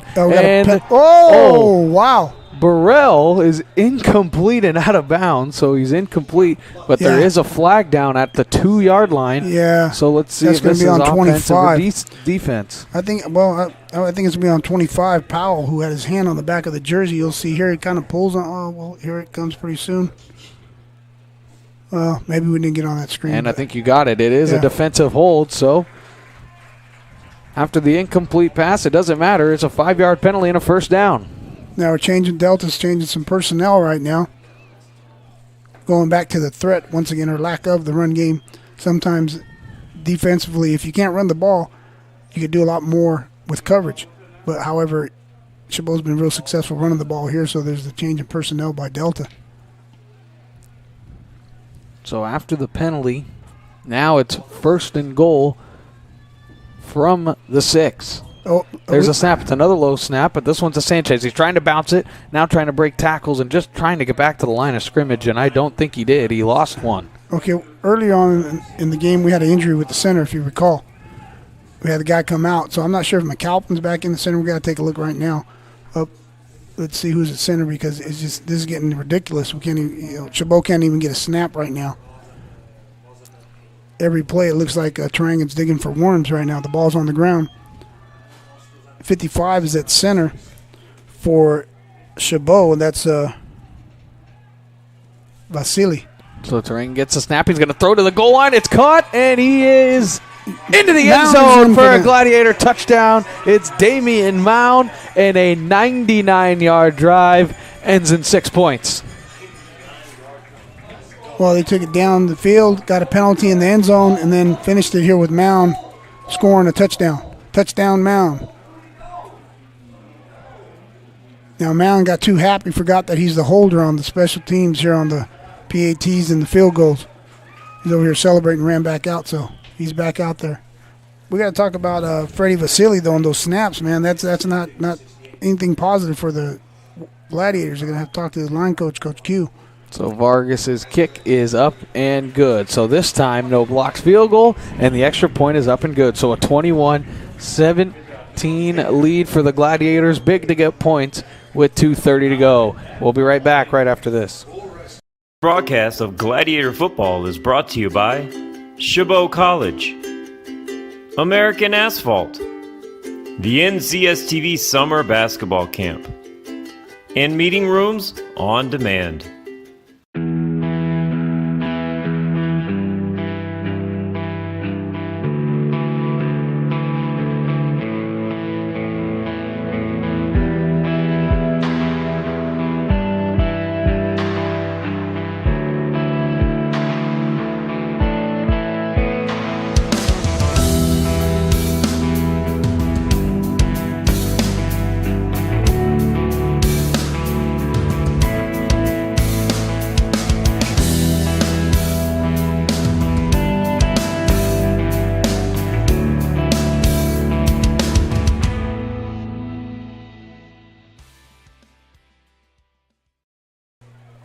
And welcome back.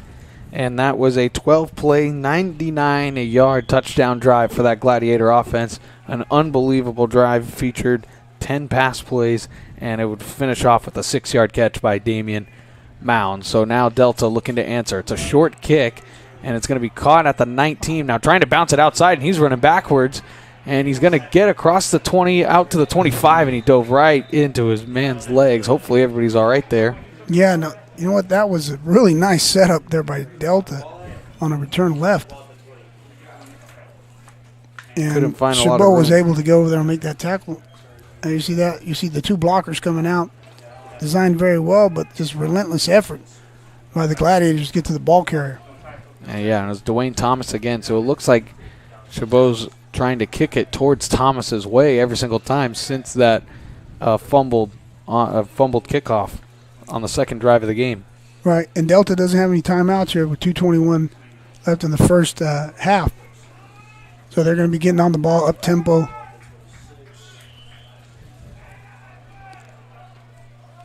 See what the front four could do, apply pressure. Herrera in the gun.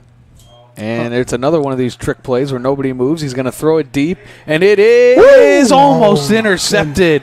An unbelievable, actually a really good defensive play there by Grace. Yeah. And the pass was intended for Thomas on the back shoulder pass, and it's incomplete. You'll see Grace. Okay, we'll go back to these plays where, like I said, it's kind of like a trick play where no one moves, and then he throws the ball. Herrera throws it, but there's Grace just making this nice play, goes up, tries to high point that ball. and breaks up that pass. So Herrera takes the snap. He's looking, and he's going to throw a fade route, and it is incomplete. Pass was intended for Sims, and more great coverage from the defensive backs of Chabot, and now it's 3rd and 10, just like that. Nice man coverage by Douglas Turner, 23 at the bottom of your screen, working against number 2, Simeon Sims. And now this becomes a huge 3rd down if you're Chabot, because 2 plays, just 20 seconds comes off the clock, so you can possibly get the ball back and try to score right before the half again.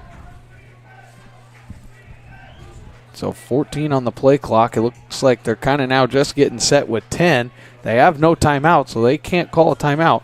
Herrera gets the snap. He's looking. Here comes pressure. He's going to step up in the pocket. Now he's going to try and roll out. He breaks a tackle, almost runs into the official, but now he's got time. He steps into a throw. He's got a man open over the middle, and it's caught for a 1st down. Unbelievable play there by Cruz Herrera, doing his best Johnny Football impersonation for the gain of 14. Yeah, when they run that scramble drill, they probably run it all the time at Delta. Receivers, it looks like he's playing in the backyard right there and throws the ball to Pickens for a 1st down after he runs into the official. And there's the low snap, and now he's running around again, and he's going to throw this one deep. Grayson coverage, and the pass is incomplete. Yeah, they got back on the ball real quick and didn't let us talk about that prior play, but that was incredible by Herrera just to keep the play alive. We talked about it in the pregame. He makes a lot of plays with his feet, or sometimes it sounds crazy when I say he makes a lot of throws with his feet, by doing that, buying time and having that pocket presence and awareness, finding that open receiver Pickens that didn't give up on him. So that was also a great job by the receivers, though, too, to notice a scramble drill and get in a position to be able to receive a good pass. So now there's the snap. It's going to be a little screen quick throw, and it's going to be a good gain out across the 50-yard line, and a big gain, as it'll be a gain of 20 and a 1st down to the 42-yard line. It was Pickens on the catch. Yeah, you're catching that screen. Pickens gets behind the jersey, the big white jerseys of Delta. Guys up front, like we got Pacheco, Dorsey, and Motuluki out of Edison High School. Got the lineman downfield making blocks here. So here's the snap. It's a play-action pass. He drops back. Pressure coming. He's rolling out left, and he's going to throw. It looks like he almost stepped out of bounds. They could have given the sack, but it's incomplete with 57.8 to go. Herrera got really close there to stepping out of bounds for an easy sack. Now the D-line of Chabot, they get gassed. From a physical standpoint, it's a lot easier to pass block than pass rush. So got to look for that later on, too. I know it's getting close to the end of the half, but that D-line, they are chasing a ghost back there. They can't catch him. They're using a lot of energy to try to get to number 10.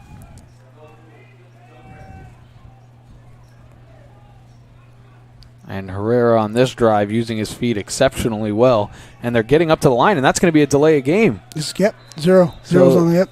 They didn't have any timeouts, and they really weren't even paying attention to the game clock because they weren't even close to getting it off. So now it'll become a 2nd and 15.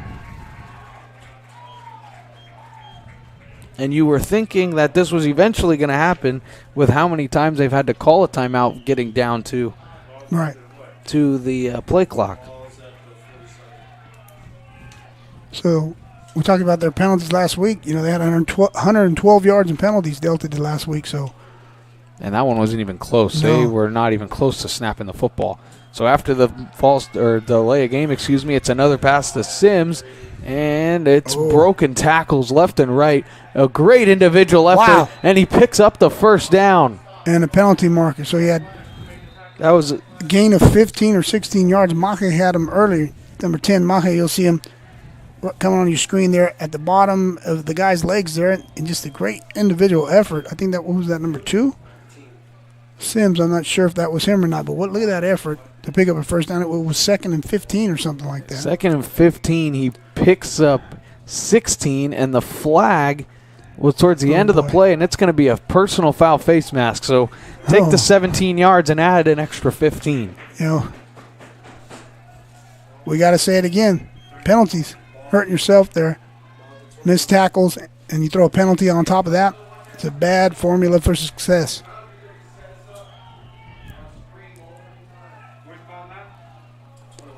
So there's the snap. Herrera, he's going to roll out right. He's going to throw to the end zone, and he throws it over the head of the intended receiver, Coleman. And so it's incomplete with 36.4 to go and second down. And you have to know here that Delta's sense of urgency will be up because if they get tackled in bounds, they can't stop it to try and get a field goal unit out or something. You're right. They can still get a first down, though, if they had to. The clock would stop. But that's something that's got to be in their minds. Herrera, being the quarterback, he has to know that. Second down here, if it came to third down, clock's running. So ninth play of the drive coming, 8 straight passes, and I'm sure we'll see another one here. So they get to the line of scrimmage with 7 seconds on the play clock. Number 3 over here. Herrera the snap. He's looking. He's going to step up in the pocket, and he's got a lane to run. He's going to have to get out of bounds at least, but he's going to pick up the first down to the 6-yard line, so the clock should stop with 26 to go. But once the chains are set, right, he could take a shot at the end zone there. He can. And then the ball, it would stop, or he could spike it. I don't think he'd spike it here. He's not under center anyway, so he's going to take a throw to the end zone. Here's the snap. It looks like it's going to be a quick slant. Throws, and it's incomplete. All right, so realistically, you could take a couple shots here. I mean, if it was quick, and then a field goal attempt, I should say. And this is one of those where if you are an offensive coach for Delta, you just need to tell Herrera you cannot take a sack here. Correct. You would rather throw the ball away. Correct. And you just can't take a sack because they wouldn't even have enough time to get another playoff. And the type of player Herrera is, he's going to try to make plays with his feet. So this is sometimes your internal clock doesn't go off at the right time. So we got to watch out for that. 15.8 to go. Herrera gets a snap. It's an all-out blitz. Uh-oh. They're going to throw a tunnel screen. It's there for the taking if they want it, but this is going to be tackled in bounds. Yep. 9 seconds to go on the game clock, and I don't think... Whoa, he doesn't have a timeout, right? And Delta's going to call a timeout, but... I don't think they had a timeout according to our score. The score clock shows no timeouts for Delta, but I think they may have had one left. Play pass 3, tackle 30, tackle 33. This is their 4th timeout. Pass aimed at. So this is... Well, I don't know what's going on. This is interesting here. According to our scoreboard, they didn't have any timeouts. Yeah, This is their 4th. They have no more timeout. They have no. That's their last one. No, they didn't have. That was their last one was a long time ago. So now there's... No, they do not. So now there's... Talking with the statisticians in the press box that... I have no idea. So with 7.2 left, they get the timeout, and you now know that they'll kick this for sure. Yeah. After that play. Heck yeah, they will.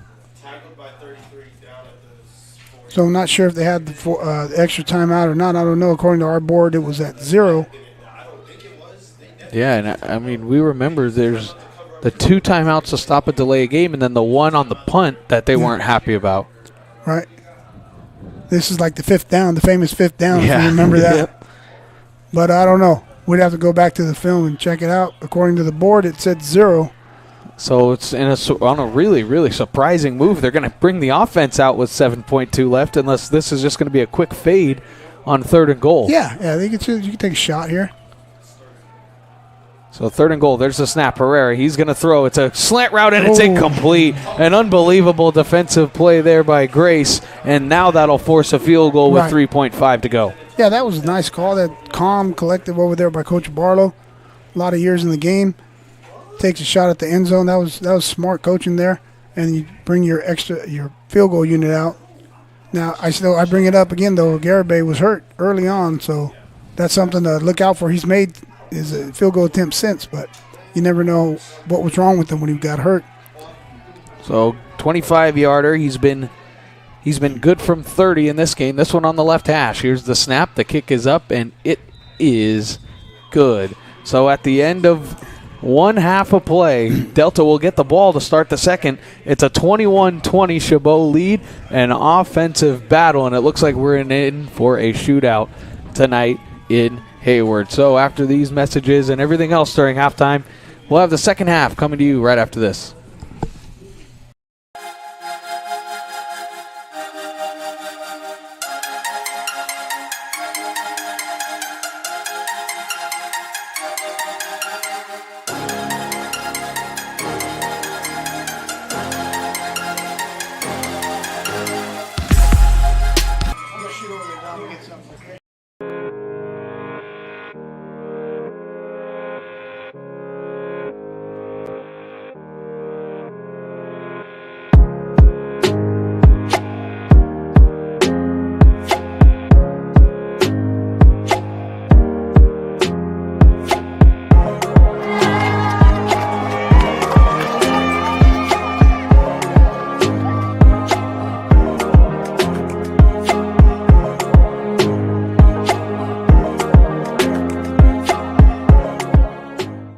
This broadcast of Gladiator Football is brought to you by Chabot College, American Asphalt, the NCSTV Summer Basketball Camp, and Meeting Rooms on Demand.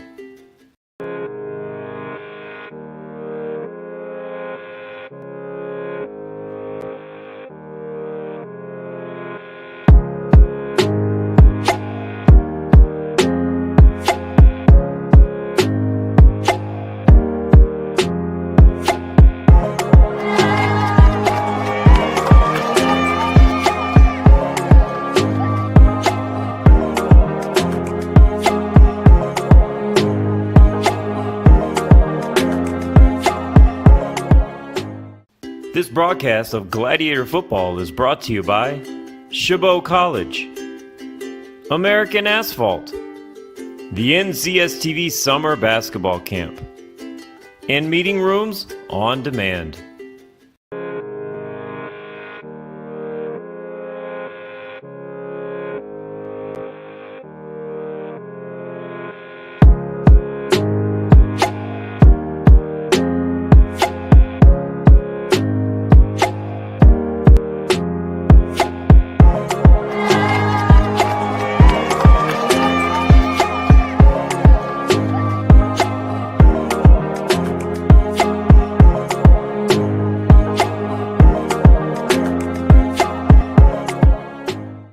This broadcast of Gladiator Football is brought to you by Chabot College, American Asphalt, the NCSTV Summer Basketball Camp, and Meeting Rooms on Demand.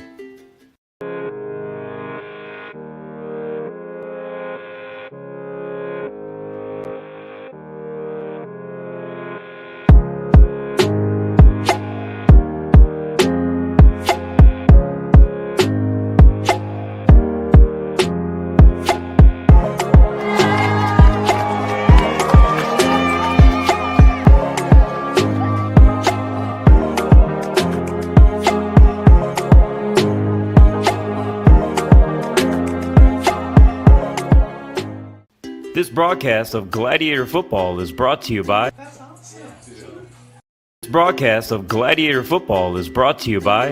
Chabot College, American Asphalt, the NCSTV Summer Basketball Camp, and Meeting Rooms on Demand.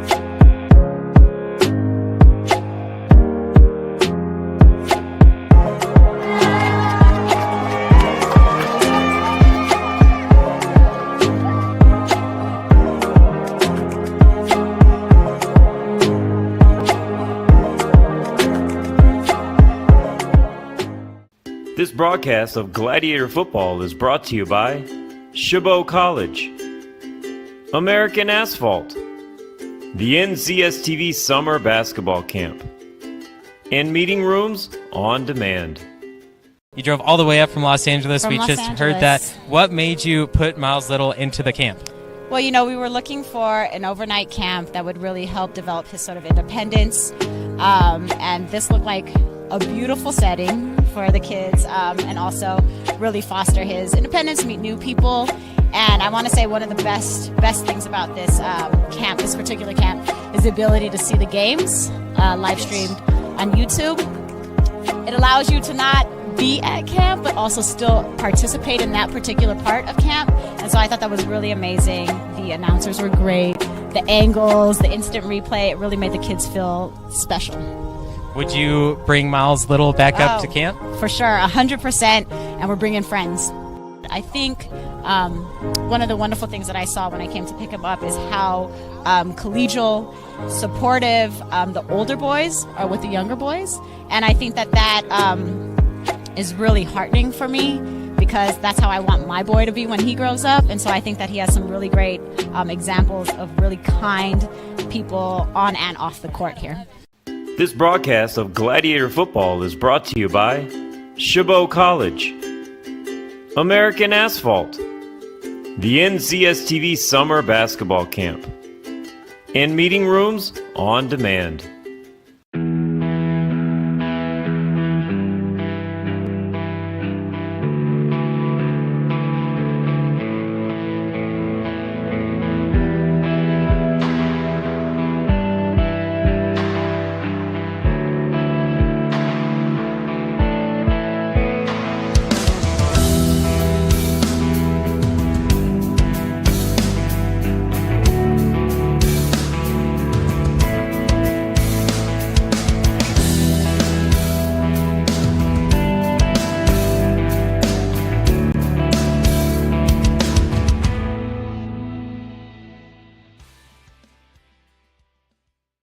Broadcast of Gladiator Football is brought to you by Chabot College, American Asphalt, the NCSTV Summer Basketball Camp, and Meeting Rooms on Demand.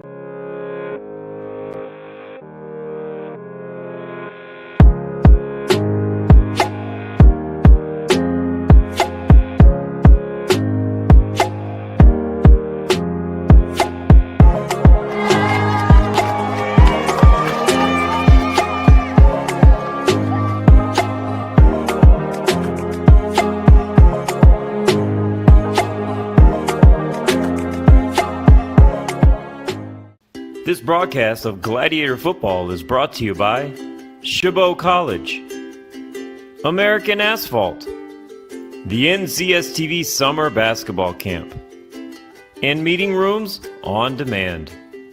You drove all the way up from Los Angeles. We just heard that. What made you put Miles Little into the camp? Well, you know, we were looking for an overnight camp that would really help develop his sort of independence. And this looked like a beautiful setting for the kids, and also really foster his independence, meet new people. And I want to say one of the best things about this camp, this particular camp, is the ability to see the games live streamed on YouTube. It allows you to not be at camp, but also still participate in that particular part of camp. And so I thought that was really amazing. The announcers were great. The angles, the instant replay, it really made the kids feel special. Would you bring Miles Little back up to camp? For sure, 100%, and we're bringing friends. I think one of the wonderful things that I saw when I came to pick him up is how collegial, supportive the older boys are with the younger boys. And I think that is really heartening for me, because that's how I want my boy to be when he grows up. And so I think that he has some really great examples of really kind people on and off the court here. This broadcast of Gladiator Football is brought to you by Chabot College, American Asphalt, the NCSTV Summer Basketball Camp, and Meeting Rooms on Demand.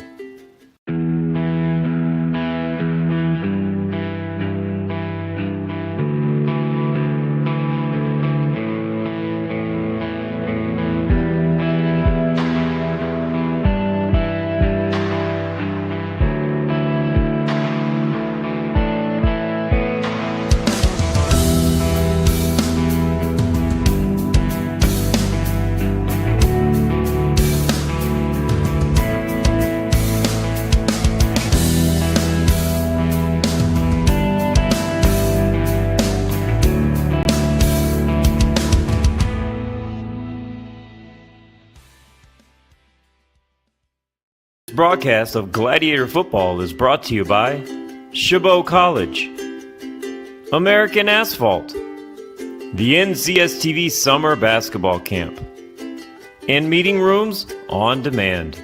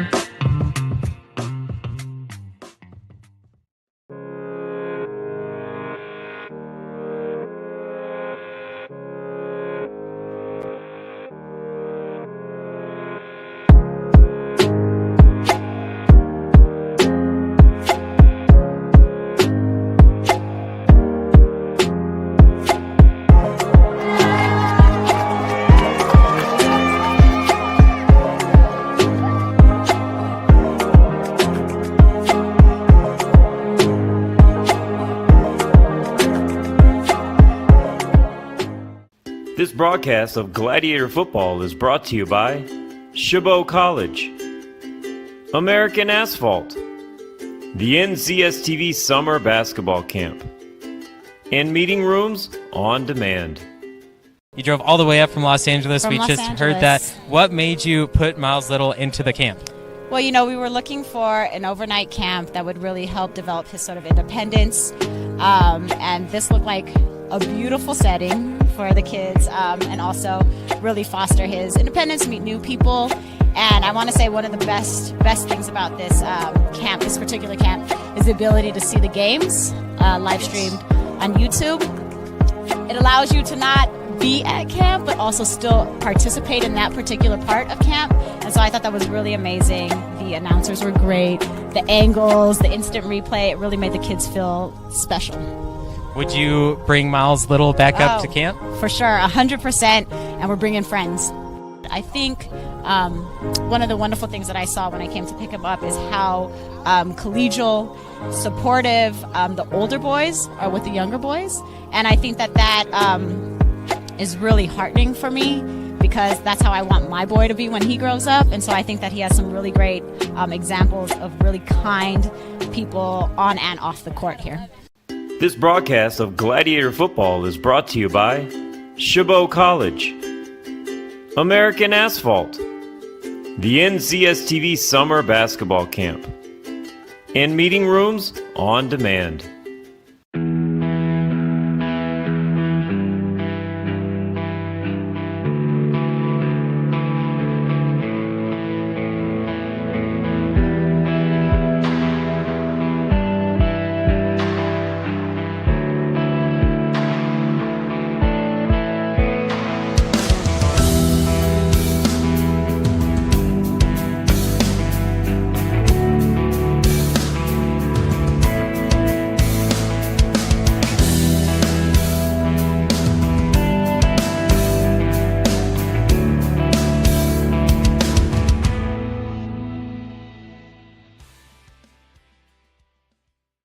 Broadcast of Gladiator Football is brought to you by Chabot College, American Asphalt, the NCSTV Summer Basketball Camp, and Meeting Rooms on Demand.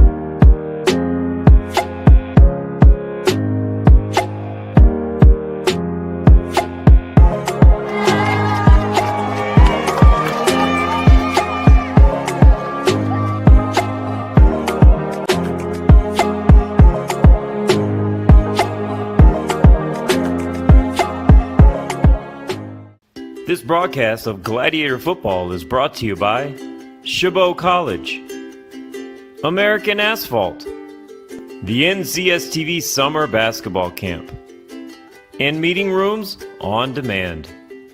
You drove all the way up from Los Angeles. From We Los just Angeles. heard that. What made you put Miles Little into the camp? Well, you know, we were looking for an overnight camp that would really help develop his sort of independence. And this looked like a beautiful setting for the kids, and also really foster his independence, meet new people.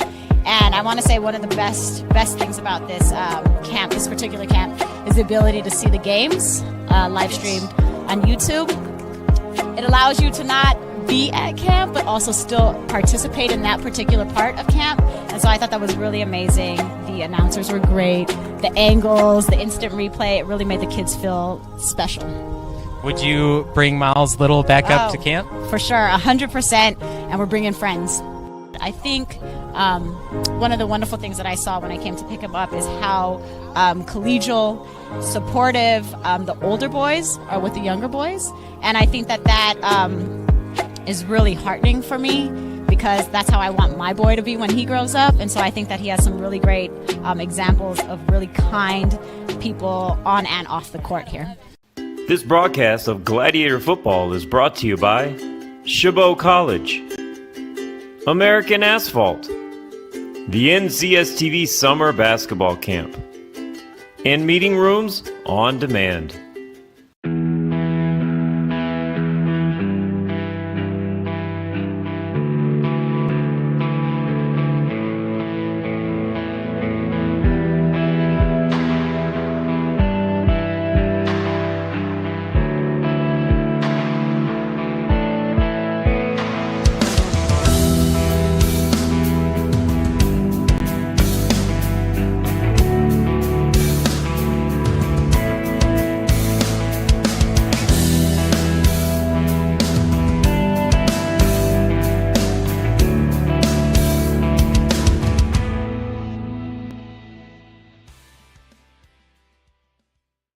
Broadcast of Gladiator Football is brought to you by Chabot College, American Asphalt, the NCSTV Summer Basketball Camp, and Meeting Rooms on Demand.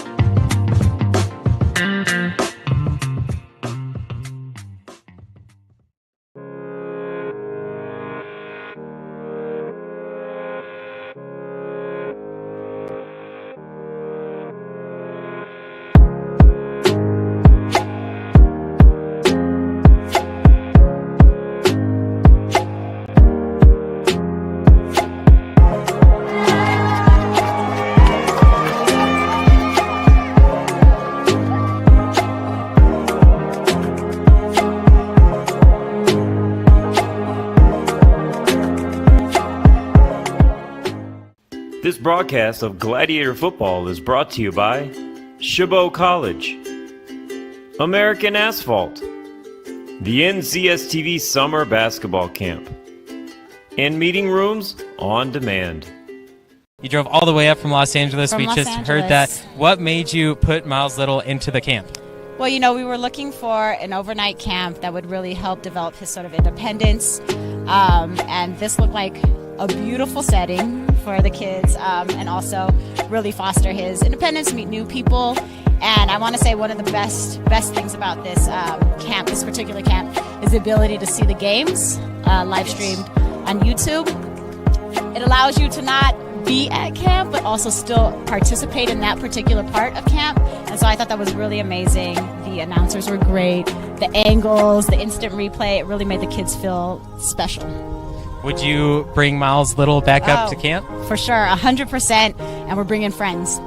I think one of the wonderful things that I saw when I came to pick him up is how collegial, supportive the older boys are with the younger boys. And I think that is really heartening for me, because that's how I want my boy to be when he grows up. And so I think that he has some really great examples of really kind people on and off the court here. This broadcast of Gladiator Football is brought to you by Chabot College, American Asphalt, the NCSTV Summer Basketball Camp, and Meeting Rooms on Demand.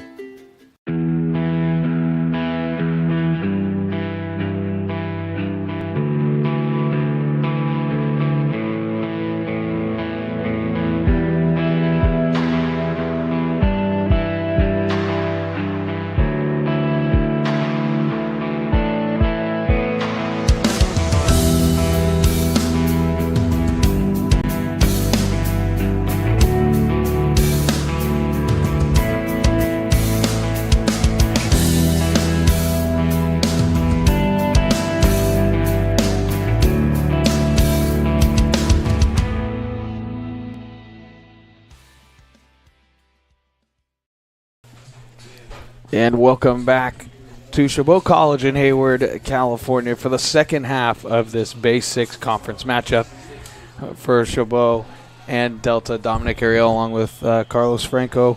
All right, partner, here we go. 1 point lead, second half. Time to bring it home. One of these two teams are going to get their first conference win and out of the cellar of the conference. Right, 1 point difference. You know, you tell your team if the stadium's on fire and meteors are hitting the ground, doesn't matter. Just make sure we get one more point than the other team.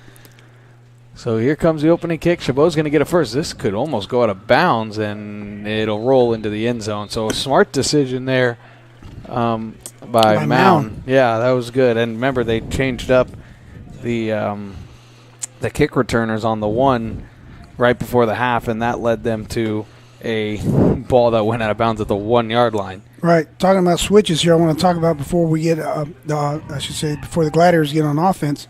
Vasily was at center, 55, and normally it's McAlpin, 56. As a result, there was some really low snaps. The whole, it seemed like a whole drive, like the last two drives. So right now it looks like we have a different center, or is that Vasily?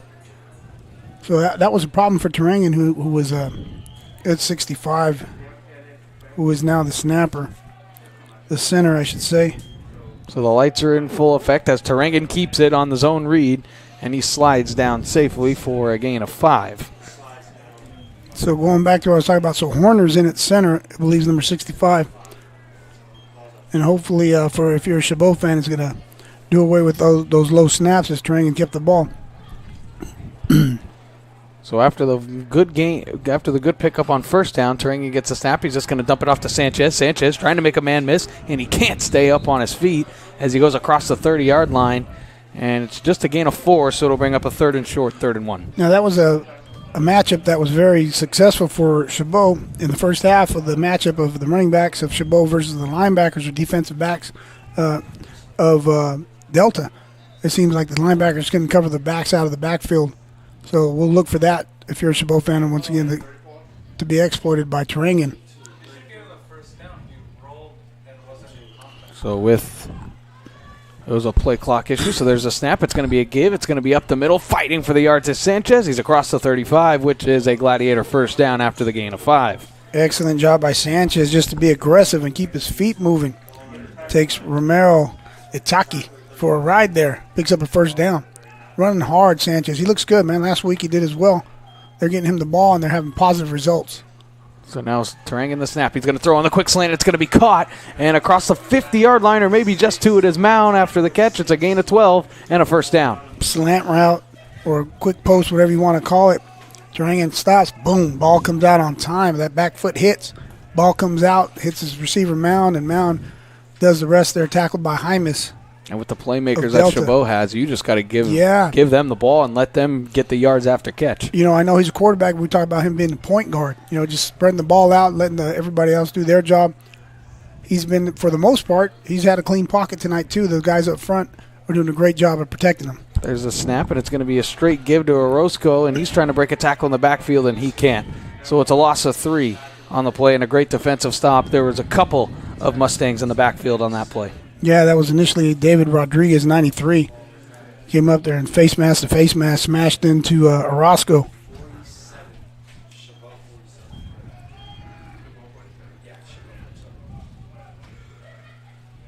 So there's a snap to Rangan. He's got a clean pocket. He's going to look over the middle, and Mound was wide open, who he wanted to give it to, and it was knocked down, incomplete, and a great play by the linebacker, Romeo Ateki. And I don't even think that Tarangan saw him. I don't know. He climbed the ladder, though, to get his hands on that. So after the incompletion now, it's going to be 3rd and 13. And let's see if Delta comes with pressure, and they do. It's picked up nicely, though. Tarangan's got a pocket. He's going to throw back shoulder pass. It was intended for Crum, but incomplete. And the drive will stall, and out comes Flippin for the first time tonight for a Chabot punt. Right, Sorrell of Delta had real good coverage down at the bottom of your screen. And the ball falls incomplete. And Sorrell was injured early on, if you recall, and he's still kind of limping. It doesn't look the same as he jogs off the field after a solid play there. So that's something to keep your eye on as well. So Flippin to punt.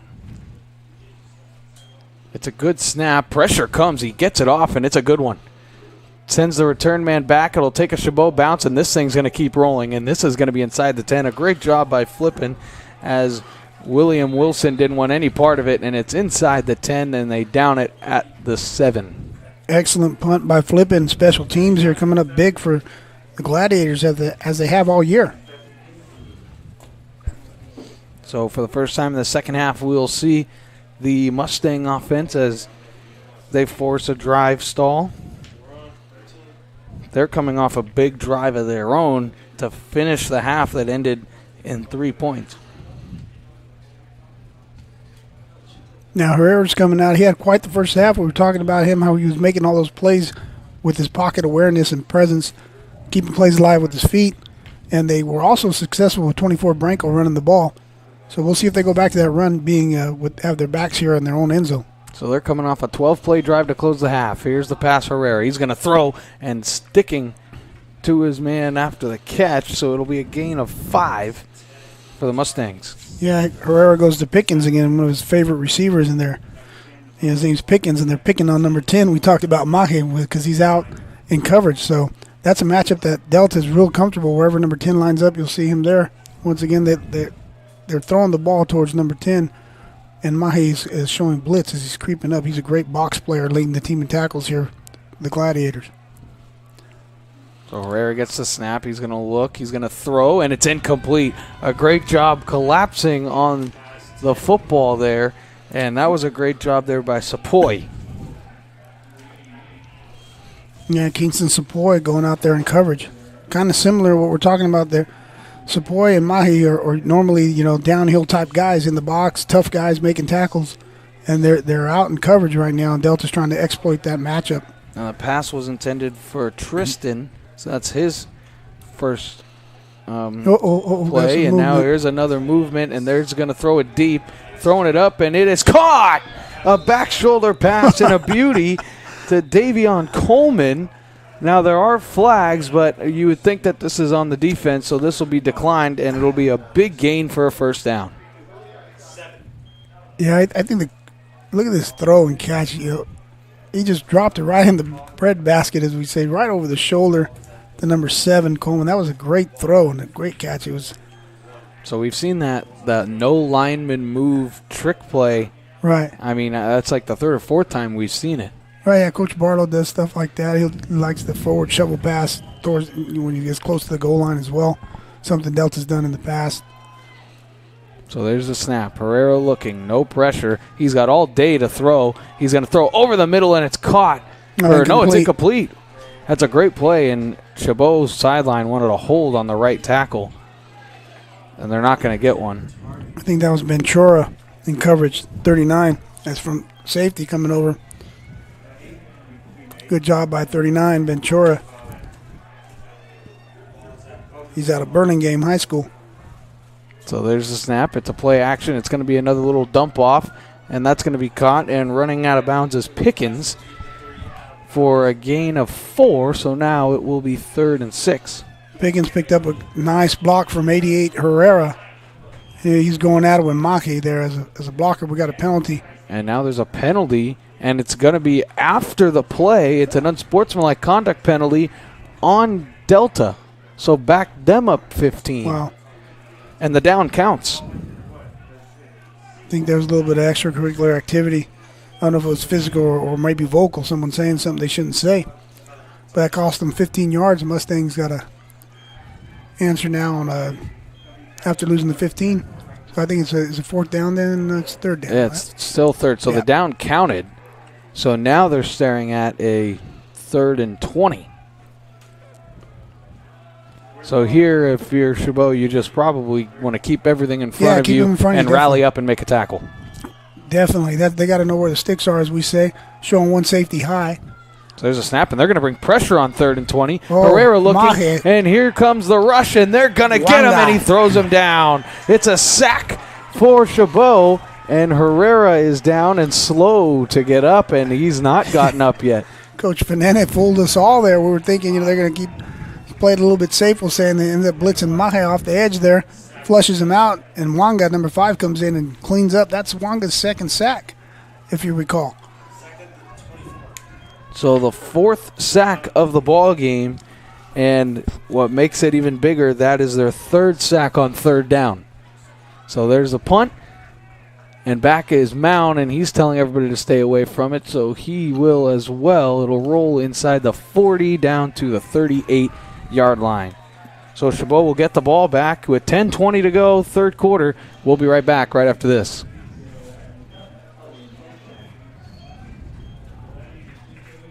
Way up from Los Angeles. We just heard that. What made you put Miles Little into the camp?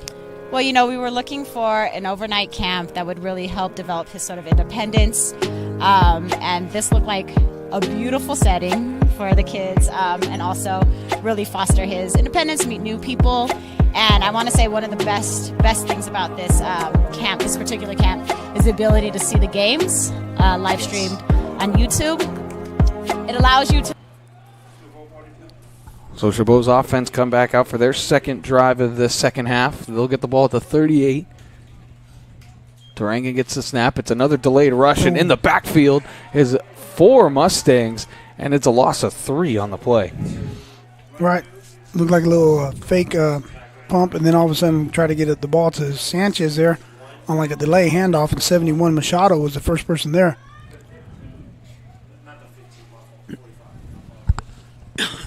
So after the loss of yards on 1st down, makes it 2nd and long. And now he's going to get the snap, pressure coming. It's going to be, and it's picked off. It's intercepted. It was a screen pass that was intended for Sanchez, and then it gets picked off by Aaron James Rodriguez. Right. And now there's penalty markers. Well, I don't know. You'll see here the motion threw off the timing, and what I mean by that is we had a man. Chabot had a man in motion. No, they're gonna say this went through his hands and bounced off the turf, and Chabot's got a lifeline. Yeah, like I mentioned, the motion man ended up bumping the running back who was coming out for the screen, threw the timing off, and unbeknownst to Tarangan, he still threw the ball. So after the officials huddle, they rule that the ball bounced through the arms. So Tarangan's going to drop back. He's going to throw over the middle. Mound. It's tipped and incomplete. And that would have been enough for the 1st down. So 3 and out go Chabot, and they'll punt the ball right back. Mound's going to be the first guy to tell you he should have caught that ball. That was one nice throw there by Tarangan. He let it rip and put it right where it needed to be. And he just didn't catch it, didn't hold on to it.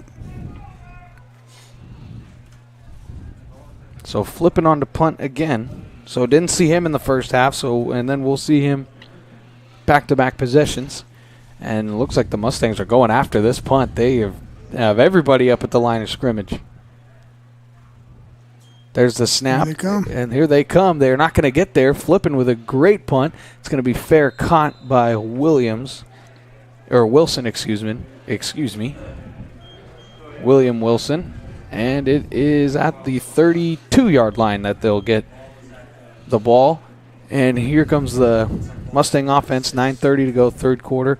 So now it looks like the defenses have started to settle down into their games. As early on, this looked like we were looking at a 41-40 game. It looked like it was a video game going on here early.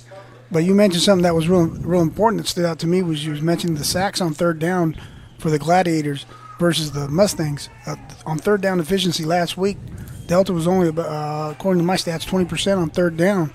And now, with Chabot having the blitzes and then the pass rush, having 3 sacks on third down has been huge for them. So sacks are 4-2 in favor of the Gladiators. Here's that RPO, the throw, and it is caught.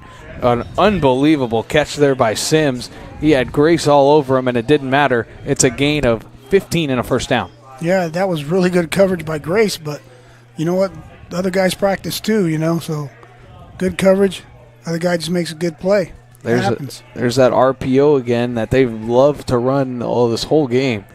There's a snap, and there it is again. Now that one seemed play action. Herrera looking. He's going to roll out, and he's going to run, and he's going to slide down, and that could be a flag for a late hit. No flag incoming. That was as close as it gets after the gain of 2. Well, when you get your body going in one direction and you're as big as number 90 Graham, you're not just going to stop right away, So he ended up going over the top of Herrera, who slid for the first time tonight because he's been running around all over the field today.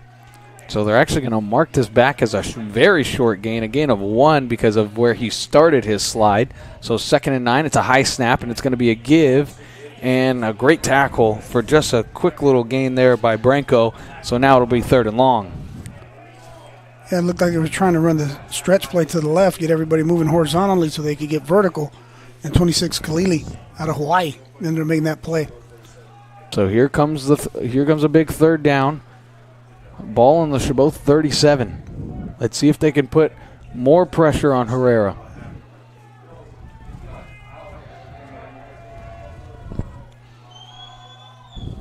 And they're not. There's a blitz. Here's Herrera. He's looking. He's feeling the pressure. He's going to roll out right. He's going to throw over the middle, and he has a man wide open is Thomas. Thomas inside the 20. Cuts to the outside, and he's pushed out of bounds at the 17-yard line. He was wide open over the middle of the field, and it looks like he just got lost in the coverage as Herrera started to roll out right. 26 Kalili, you'll see. Well, you didn't see him on that screen. But 26 Kalili, it looks like he's been assigned a spy on that play because he started his pass rush and he put the brakes on, and he was spying the quarterback to make sure that he wouldn't run. But the receiver of Delta just kept working on the other side of the field and got open. So there's the snap. Herrera's going to throw. He had pressure in his face. He's got a man wide open, and it's caught in the corner of the end zone, and it's a Mustang touchdown. That's Herrera to Herrera. Touchdown, Mustangs. So that's Alex Herrera, the tight end, the true freshman, the 6'3" tight end, who was just wide open in the corner of the end zone. That's Alex Herrera. I think they practiced that in the backyard. As I mentioned, their brothers and their father's a football coach at Linden High School. So touchdown Mustangs.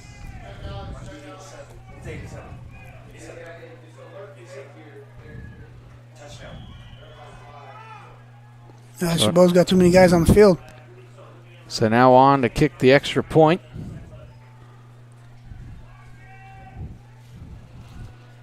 As the Mustangs have gotten the 7. So it is a 27-21 lead. The seesaw match starts to go as we flip back and forth leads, and we'll be right back after this.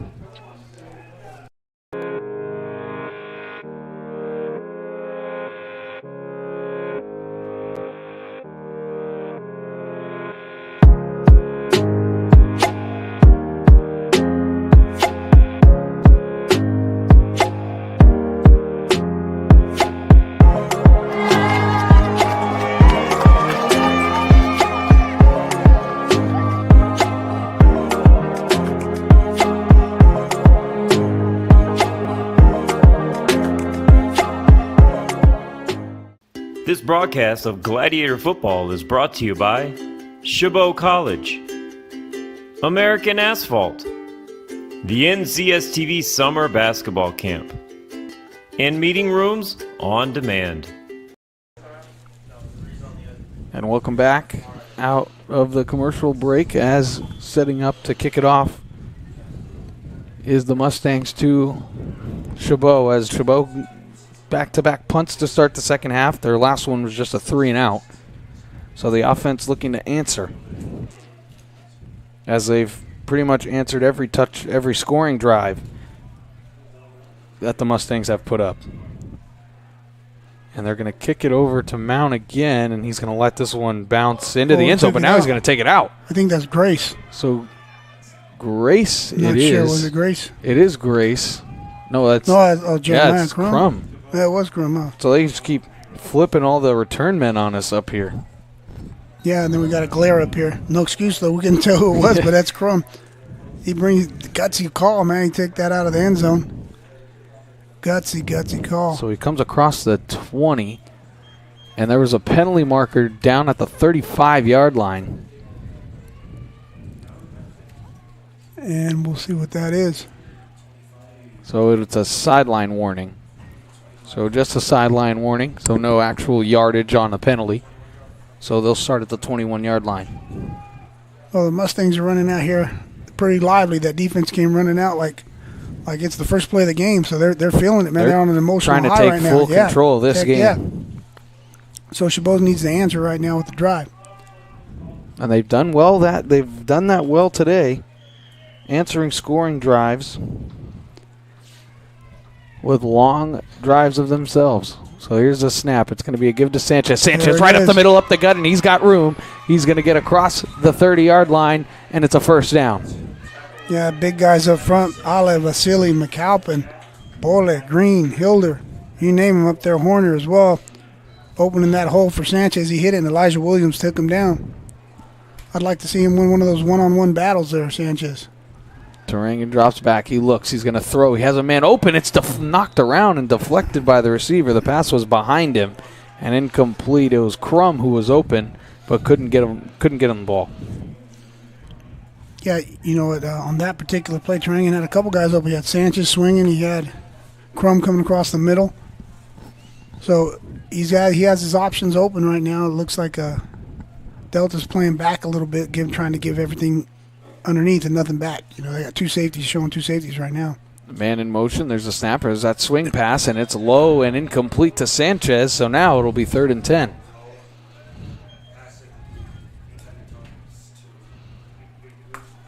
And I was just going to mention only 2 drives so far in the first half, but that was the first swing pass that they've thrown in the second half, but they've really used that as part of their run game in the first half. Right, just matching up the running backs versus the linebackers out in space. And Chabot's been successful with that, and they were going to it right there. Just didn't complete the throw. So here's the 3rd and 10. Tarangan, they only rush 4. He steps up in the pocket. He's going to throw, and it's going to be caught. He's short. He came back. It's going to be close. It's Burrell. He's about a yard short. And Burrell is down, and it looks like it's going to be a cramp, and that's exactly what it is. So it's going to be 4th and 1. Well, that's going to give Coach Vanini time to think about what he wants to do here. Coach Blackshear, see if he's going to dial up an offensive player. They're going to punt. I mean, I'm assuming they're going to go for it, but you never know. This is the risks that you run here. Flippin did run out on the field, though. But these are the risks that you run if of course, you want to get the first down to keep this drive going. But if you don't get it, the momentum could really flip and you give great field position. But it looks like Coach Vanene is going to send a message, and he's going to keep the offense out on the field. Heck yeah, man. Go for it. I would. And so Flippin did run out on the field, but he's split out at the top of the screen. So 4th and 1, and you would have to think this is going to be one of those option plays where Tarangan has the opportunity to give it or keep it. Mustang crowding the line of scrimmage. There's the snap, and it's going to be a straight give to Sanchez. He's hitting the backfield, but I think he did get it. And yes, he did. He got it. He needed 1. He got 1.5, and it's a first down. He got nailed, too. Not sure who the Mustang was. Bam, right there. It was that 44, 33. 33, Jacob Walden out of Escalon. Nice play by 33. Just guy kept running. Sanchez first down. So there's a low snap again, but he's going to throw on the quick slant, and it's incomplete. It was very, very well defended by Rodriguez. All right, we'll see if they end up going back to the running backs, maybe swinging them out here. You got Orozco in. He's not normally their pass catcher, but they're Ross. sending him out.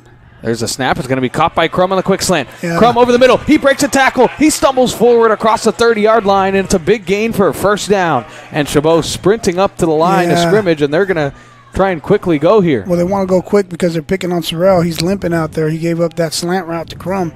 You'll see him. And just look at number one. He's been limping since the first half. He's normally their best corner, but he looks wounded. There's a snap. It's a play action. He's going to throw it underneath, and it's going to be caught by Mound. Mound trying to break a tackle. He's across the 15-yard line down to the 13, and it's another first down, and here comes that Gladiator high-tempo offense after the big play. Right, Mound picks up positive yards. They're taken down by number 4, and 33 Walding also came in. But you see Mound just getting upfield in a hurry. There's a snap, and it's going to be a give, and getting stuffed in the backfield was Orozco. Or, no, excuse me, that was not Orozco. No, Roscoe's coming in right now. That was Jamin. 99, Robert Turner. A little bit slow to get up for the Mustangs, but he tripped up the ball carrier in the backfield.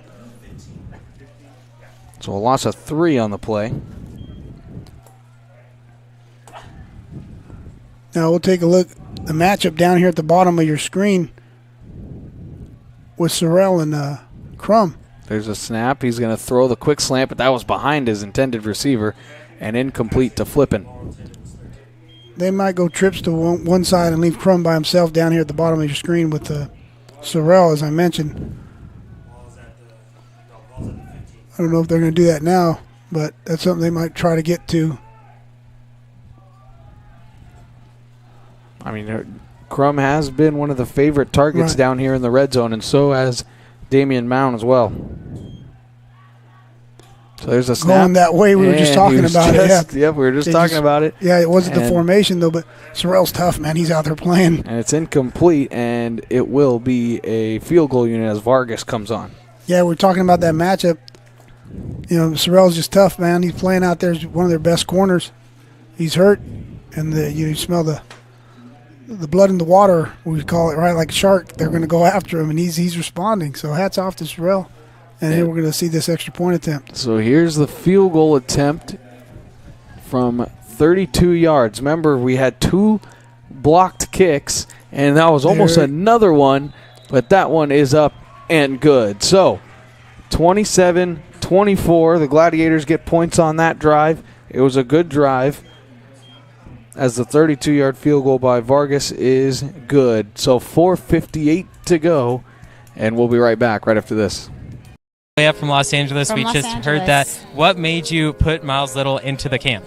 Well, you know, we were looking for an overnight camp that would really help develop his sort of independence. And this looked like a beautiful setting for the kids, and also really foster his independence, meet new people. And I want to say one of the best things about this camp, this particular camp, is the ability to see the games live streamed on YouTube.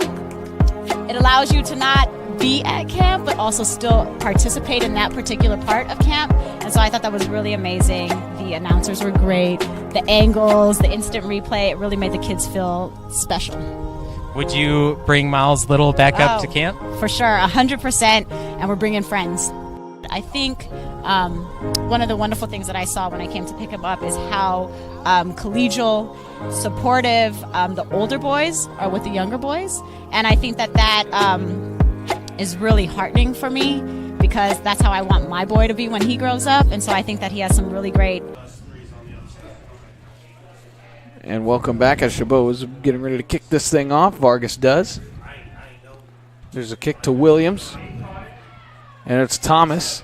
Thomas trying to go around that left side like he's been trying to do all game on the return. And he gets across the 20, not quite to the 25. So down at the 22-yard line, and that's where they'll start. The Mustangs will start their drive. Yeah, it looked like he was taken down by Johnson over there. Eric Johnson's got a couple tackles on special teams tonight. So here comes that Gladiator defense. And can that front 4 get pressure? And you know Fanene may dial up some. Right.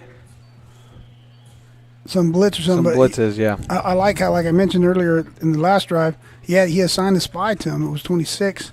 I believe it was 26.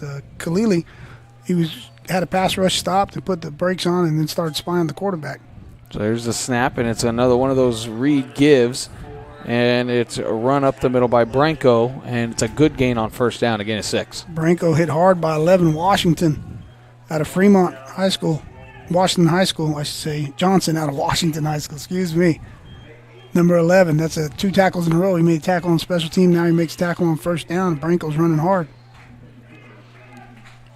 And now we wonder if we'll start to see the Mustangs try and deflate the football a little bit, take a little air out of the game, slow their tempo down as they're running this play clock down. Now they're inside of 10 seconds with the 3-point lead. There's the snap, and there's another little give, and that'll give it to Branco, and he's got a play up the middle, and he was met in the secondary, a huge hit put on, but after the gain of 10, so it'll be a first down. We talked about him running hard on the prior play. If you're a safety like Ventura or anybody else, you don't want to see big 24 at second level with the full head of steam coming at you, man. That was a big hit. All 6 foot 210 of him. Yeah, he looks good running the ball. And you're right what you mentioned. I know Coach Bartle wants to have that ball in his hand when the fourth quarter starts here, let this clock run and take as much time off this clock here in the third quarter. Because, his defense has played well today, but Chabot has that quick strike offense that they can just march down the field at will, it looks like sometimes. Right, there's a lot of talent on the field tonight. We talked about the Basics being that conference, but these guys they play in that conference, so you got a lot of talent. Snap it as the play clock expires. They give it to Branco on first down, and that's a rush of 7 yards, and it'll be second and short. Branco running hard behind this offensive line. You have Pacheco, Dorsey, Otuliki, those guys up front, taken down by Mahan, number 10. They're starting to get some good push up front as They well. are. There's a snap, and now it's a play action. Here comes pressure. Herrera rolling out to his left. He's looking. He's going to throw it short. It's going to be caught and pushing forward and diving head first at the 50 to get the first down, and that was Dalton Walker. Dalton Walker with a great individual effort. You look at him there. Look how, no offense to him, but look how small he looks compared to the other guys in that effort. That was like a giant, like a small guy going against some giants there, and he came out on top. That was great effort by him. So then that was the perfect example, trying to chew some clock. They snapped it as the 0 came up on the play clock. Yeah. So here they are, 14 seconds on the play clock. There's a snap, blitz. and there's a give. It's a fake give, and now a toss out wide, and it's going to be another big gain as they're just running. They're using pass plays as part of their run game, as it was Sims catching it and moving forward for a gain of 5. Executed very well by the Mustangs. There's a snap. Herrera, pressure coming, and it's a missed tackle, and Herrera's running right. He's looking. He's going to throw, and it's going to be caught on the sideline. And again, it's Walker, and it's another first down. It seems like every catch that Walker has, it's for a first down. Yeah, you'll see Herrera under duress there by number 10. Mahe rolls out, and he's directing traffic. You go there, you go there. Comes out. So Walker had a deeper route, and he came back running that scramble drill. So first and 10 at the 34. High snap. He gets it. He's going to give it again. And it's another first down as he breaks tackles, pulls forward a gain of 15. It's Branco again. Taking over right now, that offensive line. And you got Branco running hard right there. And you'll see big number 75, Adam Drago, down there also helping out, getting downfield, man. They're starting to wear, starting to impose their will. The offensive line of the Mustangs versus Chabot. There's the snap, and it's another play again, and now nobody moves. He's just going to throw it up to the end zone, and it's going to be incomplete. Nobody there. And this should be another 5-yard penalty for offside on Chabot coming.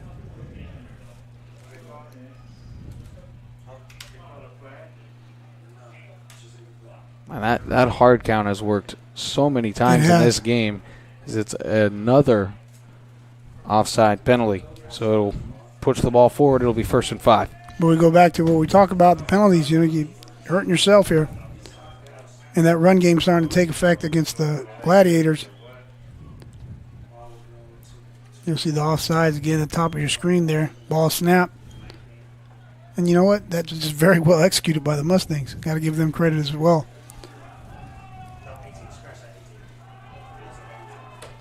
So Chabot trying to at least hold for a field goal. There's the snap, and it's going to be a give. Here's Branco. He's going to cut up the middle. He's going to pick up the first down, and he dives forward. And he's down at the 13-yard line, so it'll be 1st and 10 from the 13 in the red zone. All that is zone left. Branco takes the ball. Everybody's going horizontal. He picks his spot, gets vertical. Big boy running the ball. Branco's looking at the sideline. He's like, man, just give me the ball. Give me the ball. He's looking at Coach the way Barlow that he's running everybody. and the holes that he's had on this second half, why not? So again, spread formation, one tight end in. There's the snap. It's going to be a give to Branco, but he's met in the backfield, but he breaks a tackle and scampers out of bounds across the 10 to the 7. See, that was a great call by Coach Fanene, who blitzed number 30, Freddie Mwala. Mwala comes clean up the A gap, and he can't make the tackle on the big back Branco. So it was a gain of 5, and with time winding down, we're under a minute to play in the third quarter. And they're knocking on the door here, partner. There's the snap. He's going to look. He's going to throw the quick slant, and it is incomplete. And again, that was going to the big play man, Walker, in the end zone, but the pass seemed a little short, so the clock stops 35 seconds to go in the third, and it'll bring up 3rd and 5. Yeah. So they can get a first down without getting into the end zone. Yeah, he put that ball right between the defender there. Mwala tried to get there, but Walker ran a good route. So there's a snap looking. It's going to be a swing play, and he's going to be almost wrapped up. Herrera gets out of it. He's rolling left. Now he's looking, and it looks like he's going to break another sack. He will. He's still looking. Now he's going to throw it up into the end zone and out of bounds and incomplete. So a couple opportunities for another third down sack. They don't get there, but they do force the incompletion and possibly the field goal unit to come on the field. I wonder if Coach Barlow thinks sometimes I'm just going to go sit down here and wait and see what happens and then come back and check, because Cruz Herrera just makes plays happen. He's running around making the plays with his feet looking. Mwala came on that blitz again that was dialed up by Fanene about 2 plays earlier, and he couldn't get him. It's a good call by Coach Fanene over here, executed correctly, just couldn't finish it with the blitz, and then Herrera ends up making the play go longer with his feet, so it gives this opportunity for his team to kick an extra point attempt here by Garibay. So Garibay on. It's a 25-yard field goal, and now it's going to be a 30-yard field goal after the delay of game.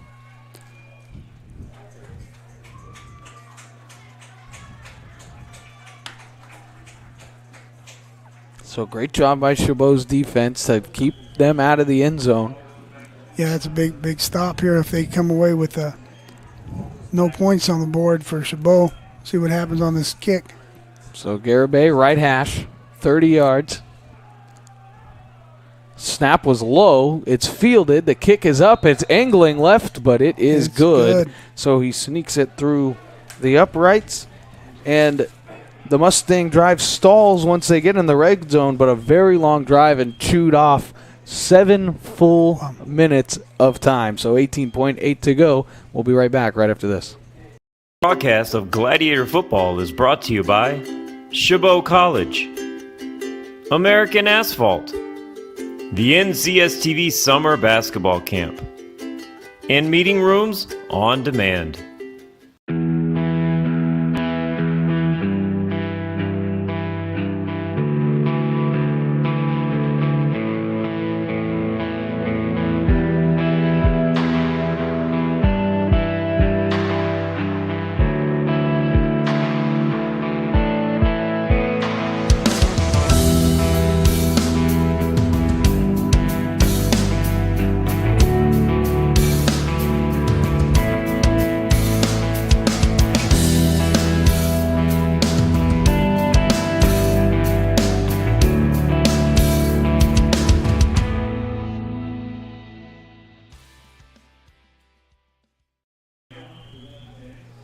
And welcome back as Delta's getting ready to kick this thing away after they made it 30-24. So a one-score game. Chabot's offense looking to come out and answer pretty much like they've done all game long. The offense has done a great job for scoring on Delta scoring drives. There's a snap, another kick, and it's going to be taken from the 5 this time. And he's got room, and he's just tripped up. He had a convoy in front of him. 2 good blockers. That's 33 Walden on the tackle there for the Mustangs. That was Carlos Franklin who got another opportunity after the blunder in the first half. See Walden come up there, linebacker out of Escalon, making that play for the Mustangs. It's going to take us have a play here, and then we're going to talk about what's going on in the fourth quarter. Coach Barlow and the offense, they took as much time as they could off that clock. I was talking about how if he calls a play and then thinks, man, I hope to see what happens afterwards, because Herrera kept a lot of plays alive with his feet. And they had the ball for, I believe you said 7 minutes, right, partner? Yep. 7 minutes, 12-play drive that ended in a field goal. So 13 seconds to go, third quarter. Chabot's offense on the field. Man in motion, it's Sanchez. There's a snap. Now it's given to Sanchez, and it's going to be a gain of maybe 1 as nobody really fell for the fake. And that should do it for the third quarter. Final 15 coming up after the break. And no, we're going to stay here. How about that? So as we're going to stay here, we're going to give you the Bay 6 out-of-town scoreboard. Some crazy things happening this weekend here in week 2 of conference play. Finishing up earlier on the NorCal Sports TV network here live on YouTube or on the website. You can go rewatch the game. It was Laney at San Francisco City beating them 31-20. It was capped off on a late pick 6 by the Laney defense. And last night, DVC came away with a victory 23-21 over San Mateo. And San Mateo ranked number 2 in the state. So, I mean, DVC now starting to climb because they were ranked 14, came in here. They were ranked 15 this week. They're going to start climbing up now. Definitely will. And, you know, we talked about this Bay 6 conference being just tough. And I shared last week, I thought, my opinion, it's the toughest conference in junior college football in the state of California. And those scores, that's shocking because traditionally you have San Francisco City, they're national champions, and San Mateo as well. So Laney and DVC looking good. And Laney, I mean, they were 11. San Francisco City was 10. So Laney's going to probably shoot up into the top 5. You would almost think. And we're going to be covering a Laney game on NorCal Sports TV. So here we go. Start of the final 15 minutes. 24 is the score. Tarangan in the gun. He's going to drop back. He's going to look. It's going to be a quick throw, and it's caught by Mound. What a great catch. He's trying to break tackles, and he'll stumble forward. It's a gain of 11 and a first down. Yeah, Chabot comes out. You know, same old song right there. Mound finding the open area, working off 32.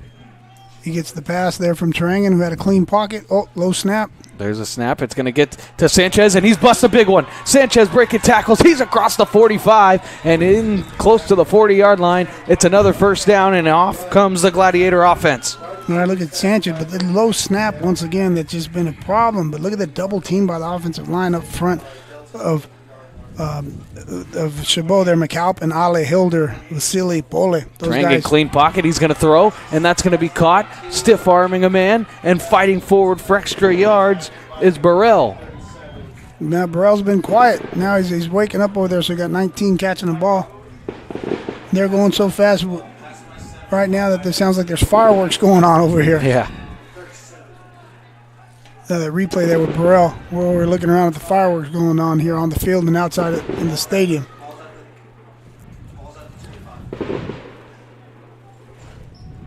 Now there's a snap by Tarangan. He drops back. He looks, there throwing over the middle, and it's caught. 15, 10, 5. It's a Gladiator touchdown. Damian Mound, his second. Touchdown. Damian Mound got a penalty. Might be something going on in the end zone there, excessive celebration or something, but Tarangan put the ball right behind the linebackers in front of the safety. As you can see the two guys coming across, and Mound just found that open area. He was hitting stride. Touchdown Gladiators. That looked good. Set up with the big run there. Drive, with the big run by Sanchez. One team goes 7 minutes, ends in 3, and the other goes a little under 2. A little under 2 minutes and gets 7. Quick plays. Yeah, but going back just bothers me. Those low snaps, they can turn out to be costly. Here we go. So we're waiting on the penalty here. Yeah. It's going to be a dead ball foul after the play, so the touchdown is good, and it's on the Mustang, so it'll be enforced on the kickoff. Right. Oh, no, he's saying, well, I think he's saying, yeah, kickoff. Yeah, it'll be enforced on the kick. I thought he was changing his mind, saying it wasn't against Delta. Yeah, but for you folks at home, man, we were quiet because there was a bunch of fireworks going off. I didn't know if that was part of the game plan or what was going on, but literally fireworks going on. That was great. That was a great show. And right on cue with the touchdown. Yeah, so maybe they knew something that we didn't. So good snap, good hold. The kick is up, and it is low, but it is no good. He missed it wide left, so we're going to stay tied up at 30. So we're all locked at 30 apiece. I think it was a low snap. Not sure.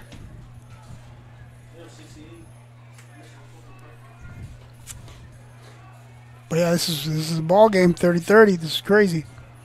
So Damian Mount, his second touchdown of the ball game.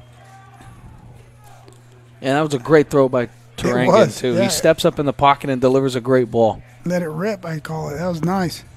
Like I said, this is a crazy game, man. It's fun to watch here. Fireworks. We got a DJ. He's been here all season. He's great. People dancing in the stands. And a good crowd here on homecoming weekend. And the special guest there for the coin toss was a guy named Doug Murray, former Cal State Pioneer receiver, coached out here in the Bay Area for many years here in Hayward, and was also a coach at San Joaquin Delta. And so actually, you were right. They were motioning that the penalty was actually on the Gladiators after the touchdown. So they're going to have to kick this thing off from their own 20. Yeah, that's what I was kind of seeing what he was doing. I just wasn't sure what the Whitecap was doing there. Wow, so Delta, has a chance of real good field position here with a tie score with 13:55 left in the game. So another little costly penalty that Chabot has. It's just one of those things, as Vargas is going to boot this thing away, and they're going to catch us at the 25 where a touchback would be.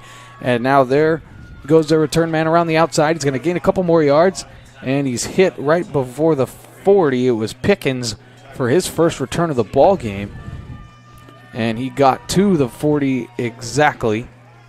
So it'll be 1st and 10. He's taken down by number 15, Connor Quisick, out of Half Moon Bay. Sophomore. Does a lot of special things here for the Gladiators, like his teammates. A lot of guys play special teams, offense, defense. So fourth quarter here, we can see what Herrera does with his offense as they come out. 13:48 tie ball game at 30. If you're just tuning in, you're watching an absolute offensive shootout. Both teams have had just long drives, and then each team with one quick drive. Here's Herrera. He's going to drop back, throw. It's tipped around, and dangerous deflection off the hands of the receiver. Yeah, and you got Grace guarding Sims at the bottom of your screen on that prior play, just daring Herrera to throw him the ball. Man-to-man coverage down here. That's going to be something to look at. No help from the safety on an island out here. Is 21 Grace as that ball was bouncing around. So let's see how the Mustangs come out, what formation, if it's going to be the same setup. No, they're going to bring two receivers down here to the bottom of the screen. But Grace was there just daring Herrera to throw it his way on the prior play. Herrera spread gun. He's going to get the snap. Pressure coming. It's going to be a short throw. It's going to be caught by Sims, and he's popped for a gain of 8. And he's down, but he's going to slowly get up, so it will be 3rd and 1. So he does it a play later, like we talked about. He was down there man coverage with Grace. As you see there, just one-on-one. It's going to be a 3rd and 1 here. So 3rd and 1. You got to look out for the quarterback keeper. There's a snap, and they're just going to give it straight. And he stuffed at the line, and I don't think he got it. I don't think so. I don't think he got it. It's Branco stood up at the line of scrimmage. The way that the official is walking in, he looks like he's short, but by inches. Yeah, that was Sepoy, number 8, along with, I think, number 40, Jerusalem. I'm not sure. We'll see in the replay. See a lot of bodies in there. 45 coming over later, too. 40. No, that was 10 Mahi, who was initially there along with Sepoy. So here it is, Usual suspects. fourth and less than 1. The offense will stay out on the field. All right, yeah. And here we go. This is exciting. Huge down for both teams. Herrera in the backfield. He's got Branco with him, and you have to say one of them is going to keep it. Definitely. I think maybe Branco leads him. There's a snap. Here's Branco up the middle. He's not going to get he there. doesn't He get it. stood at the line of scrimmage, Woo! and Chabot's going to get the stop, and they're going to get the ball in Delta territory. Fangupo came out of the bottom there, jumping up and down 53. Not sure if he was initially there. We'll see. Man, there's just a legion of gladiators there. I couldn't tell who was who, but I know Fangupo came out. And they And there's just someone down sold the field out. right now. Sold out to stop They did. the run. And it was bottled up immediately. And I'm a little surprised that they didn't have Herrera just keep that thing and get him on the outside. Yeah, or I thought maybe Branco being with his physical size, maybe be a lead blocker on a quarterback power or something like that. And now, so after the measurement, or after the huddle, not really a full measurement, but now they know for sure. They've signaled it's Gladiator football in a huge stop by the defense. Yeah, 42, Sandal out of Balboa in San Francisco came out. He's still limping, still coming out. Like you talked about selling out to stop that play. That shows you how important that was. Guys still limping, barely getting off the field right now. Coach talking about selling Fanene out. sent everybody in there to stop that run. Yeah, that was an all-out engage 8 blitz. Yeah, they sold his body out right there to make that play. So they come out here, tie game, 12:21 left in the game, 30-30, fourth quarter, Saturday. College football, man. This is great. Yeah. So the Base 6 Conference is getting crazier games all throughout the weekend as Sanchez tries to run up the middle, but he is stuffed behind the line of scrimmage, and Delta's defense wants to answer and try and make a game-changing play themselves. Yeah, initially hit there by Turner, 99, down at the bottom of the pile, and there's a stampede of Mustangs, and I see Walden, 33, come back in. So after the loss of 2, it'll be 2nd and 12. Turang gets the snap. He's going to look. No pressure. Here comes a late blitzer. He's going to throw, and it's going to be caught. And here goes Crum fighting forward, and he's across the first down marker. It's a Gladiator first down. You called a partner a late blitzer. That was 33. Walden blitzed late from his linebacking position. Crum was running across his field there on a drag route and caught the ball where Walden was originally. So Turang did a smart move, threw it to the void where the linebacker left, and big gain there for the Gladiators. And like we've been saying, just get the ball in the playmaker's hands, because almost every one of these receivers is going to make the first man miss. Yeah. Or even the guys out of the backfield. Yeah, Sanchez, and I talked about him. I got to see him win a one-on-one battle. He's got the ball. He's got second level. He's getting tackled by one guy. Speak of the devil, there he goes right there. Sanchez, and he's wrapped up in the backfield. An unbelievably great play there by the big man, Robert Turner. He's made 2 of the last 3 plays. 99 is playing hard for the Mustangs there, but we're talking about the ball carriers of Chabot being able to break a tackle on the second level. We got to see that for them to be successful. Loss of 5 on the play. So Chabot playing a little bit behind the sticks on this drive, but starting to take their time a little bit as they have the ball. 10 seconds on the play clock. Turanga gets the snap. They rush forward. There's a free man coming. It's going to be caught by Sanchez out of the backfield, but it's just a gain of 2 or 3, so he doesn't even get back to the original line of scrimmage, so it'll be 3rd and long. Right. That was his matchup that we talked about earlier, where the linebackers, there's Walden coming over to hit Sanchez. That Delta was having a little bit of problem with that early on in the game, and that was something that Chabot was exploiting there with the matchups of the linebackers versus the backs. So they went back to it, and it didn't go out in the favor of the Gladiators there. So 3rd and long. They show blitz, and now they're going to come with it. It's picked up pretty nicely. Turangen's going to throw, and it's going to be incomplete. He took a shot. Yeah, he did take a shot, and he threw it to the goal line and incomplete. And the Gladiator down in the end zone is Jeremiah Crum, but he gets up. So he'll head off the field, and it looks like they'll send the punt unit on as Flippin will come on to try and pin the Mustang offense deep. Turangen got sandwiched by 30 Wynn and 33 Walden and let that ball fly. So Flippin to punt. Flippin's an athlete back there, remember. Thomas back to receive. There's a good There snap, he and there's a goes. Told fake, you. and Flippin's got room. There he goes. He's at the 30. He's going to get a block, bounces it out outside. 10, 5, touchdown, Gladiators. It's a fake punt from 42 yards out, and the Gladiators have the lead. Wow. That was a little foreshadowing. Yeah, I said no Flippin's kidding. an athlete back He's there. a receiver. I mean, Yeah. these are things that you got to know, and I bet that Chabot had looked back at a halftime adjustment where on Got every a penalty on the field. every single punt that they've tried to get after, at Right. least 4 to 5 guys have tried to block it, and that was just perfect. What a Right. play call. No, yeah, and Flippin, if you go back I know last year, but Flippin played defensive back, and you see him just keep that, and he just takes off. He's an athlete. I mean, for a guy to be a college football player on one side of the ball, then switch to the other side of the ball, he goes from defensive back to receiver, and he's a punter, just showing off his athleticism. So that's why I said keep an eye on him prior to that snap, because you got some guy back there with the football that could do more than just kick it. So Vargas on to kick the extra point. It is up, and it is good. So a 37-30 lead.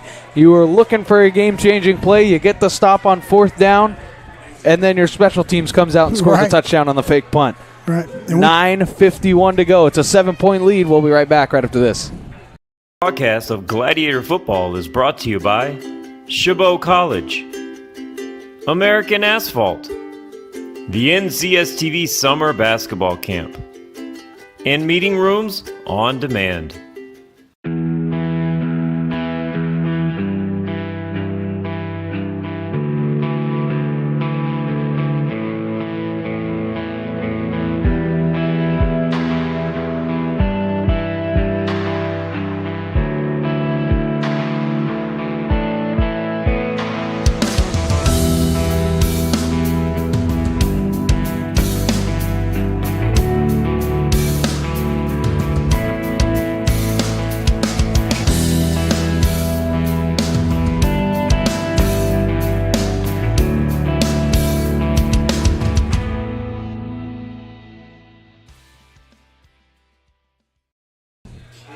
And welcome back, ladies and gentlemen. We're live from Hayward, California, on the campus of Chabot College. They just took the 37-30 lead on the 48-yard fake punt by the kicker Flippin to run down the field. So Lauren Flippin got the punt, and then he just took off. It wasn't even like a fake punt, really. No, It was a long shotgun snap that he just took around the edge. Flipping out of San Lorenzo High School, man, he's an athlete. We talked about how he played defense last year, so he's a college football player that plays on both sides of the ball and also on special teams.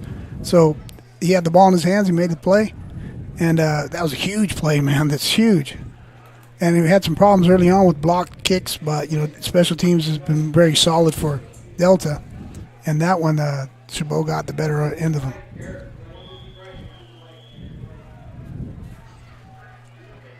So now Vargas to kick this thing away. It's going to be taken by Pickens. He's going to take it at the 6. He's going to wind up and come over to the left. Chabot getting over, and he's going to get across the 30-yard line. Chabot wanted a flag. They're not going to get it. So he's across the 30. So good field position, pretty good field position to start for the Mustangs as they try and answer with 9:43 to go. Yeah, it's a decent return there by number 3, and you'll see 25 Shackelford come in there. Bam! Hitting them low on the sideline there. Shackelford out of Largo, Florida. Making a big play here in California playing junior college football.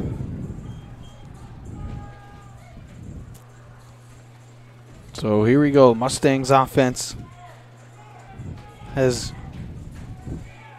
been pretty consistent on what they're trying to do in this game. They have tried to run the ball with efficiency, and then off of that, the play action pass is imminent. So here's the snap, and it's going to be a give to Branco, and he's going to be brought down. It's just a gain of 2. So it'll be 2nd and 8. Right, you got number 90 in there. Graham on that tackle. Graham's playing a solid football game tonight. Big number 90.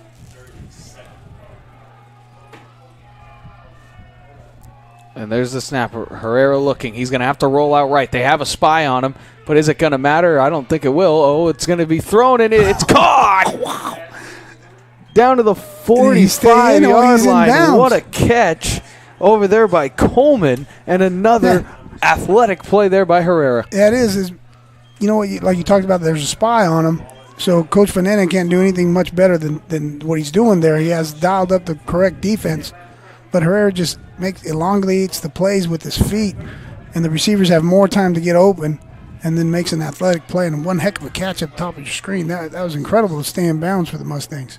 There's a snap. Branco's going to get it, and he's going to try and pick his way up the middle, fight for some yards, and he'll gain 4. Yeah, Branco's been running hard tonight. You'll see him. Prior to tonight's game, he was our top ground gainer. He had 246 yards on 71 carries and 3 touchdowns, but he's had a big game tonight. He's added to those totals. So Herrera gets the snap. It's play action. He drops back. He's going to look. He's going to throw it deep. He's got a man, and it's back shoulder, and it is incomplete. It was a great throw to Coleman, and it was broken up by the defensive back, and that was number 23, Douglas Turner. An incomplete pass, but the formations has been happening is 88. Herrera also has been coming across the formation and act like he's blocking there. Can't fall asleep on 88. Maybe on a screen or something there because no one's picking him up when he comes through. So 3rd and 5. There's the snap. Play action again. They're going to throw, and it's incomplete. Flying through and breaking that play up was Eric Johnson. He read that play perfectly and flew up, and I think it was more of a footsteps. You hear the footsteps coming. Right. He screamed upfield, man, once he saw that happening. Also a nice blitz up front there, too. Not sure who that was, but, yeah, you're right. 11 came through like he was shot out of a cannon. So it looks like Delta's going to take a timeout. One of the coaches is out on the field.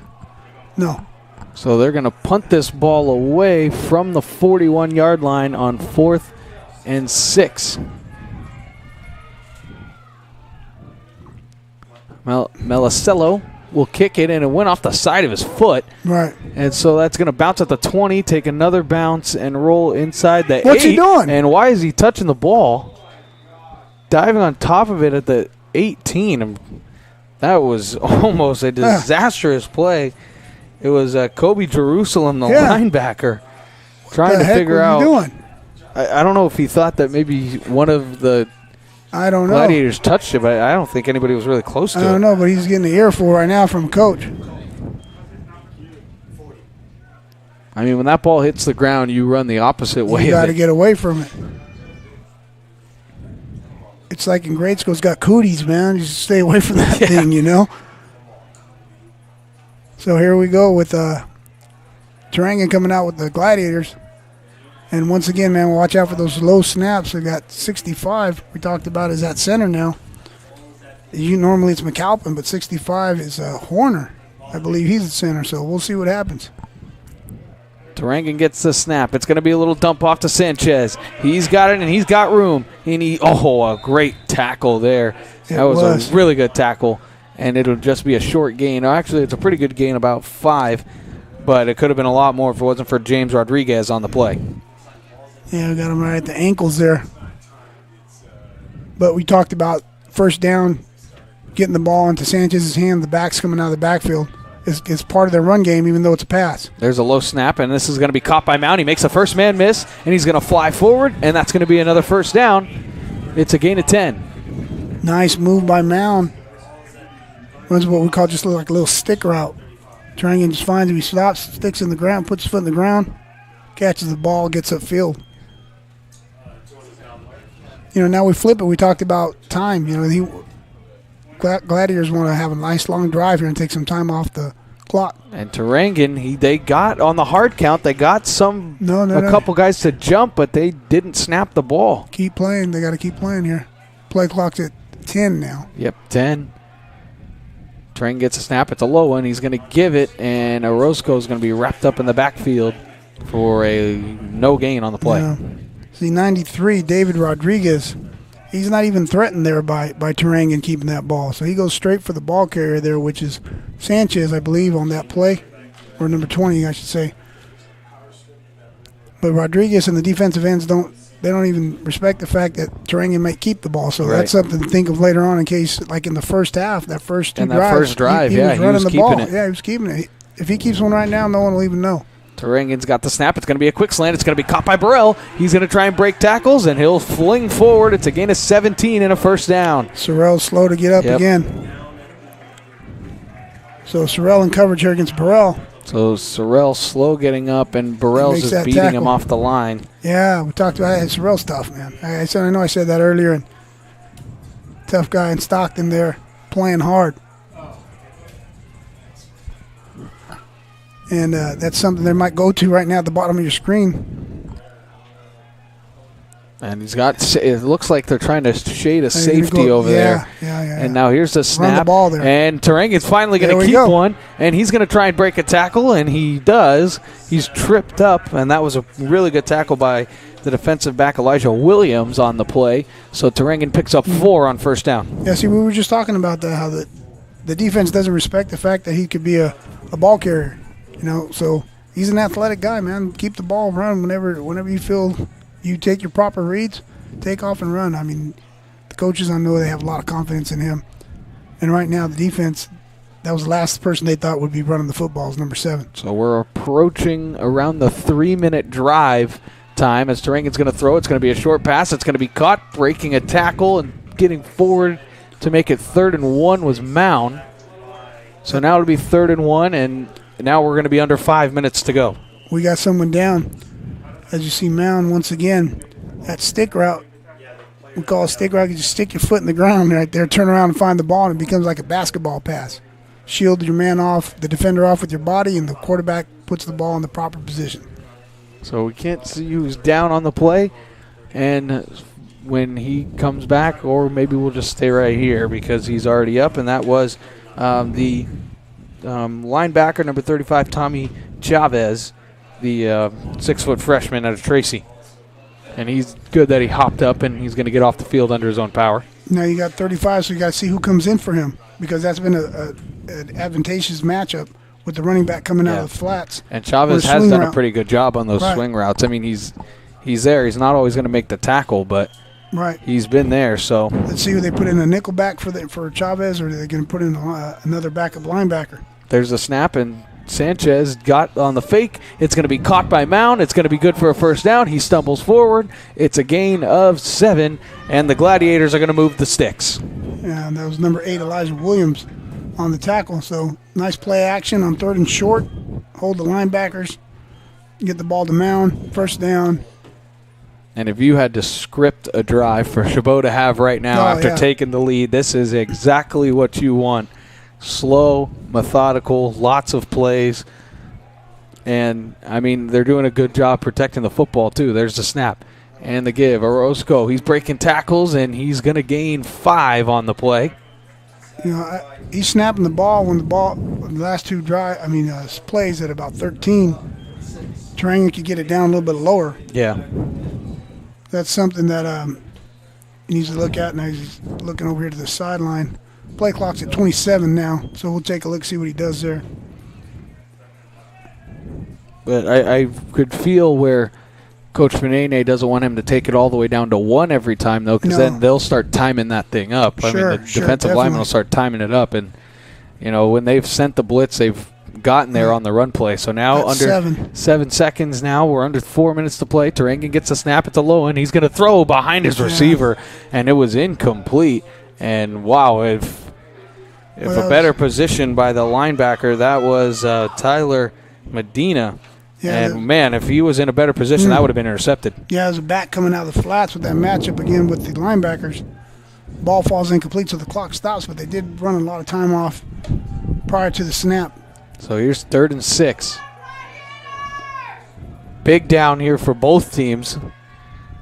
Mustangs trying to get off the field. Gladiators trying to keep the drive alive. They're throwing it out of the backfield. It's caught by Sanchez. He puts his shoulder down. He's trying to run forward, and he does. It's a first down inside the red zone down at the 16-yard line, and he stays in bounds. Huge play, and he chopped it off there. Like you said, he stays in bounds because the clock stops on the first down. Just good effort. Look at that. Just being tough. Holding on ball security. Keeps his feet moving, pushing forward. So the ball is going to be once the chains are reset.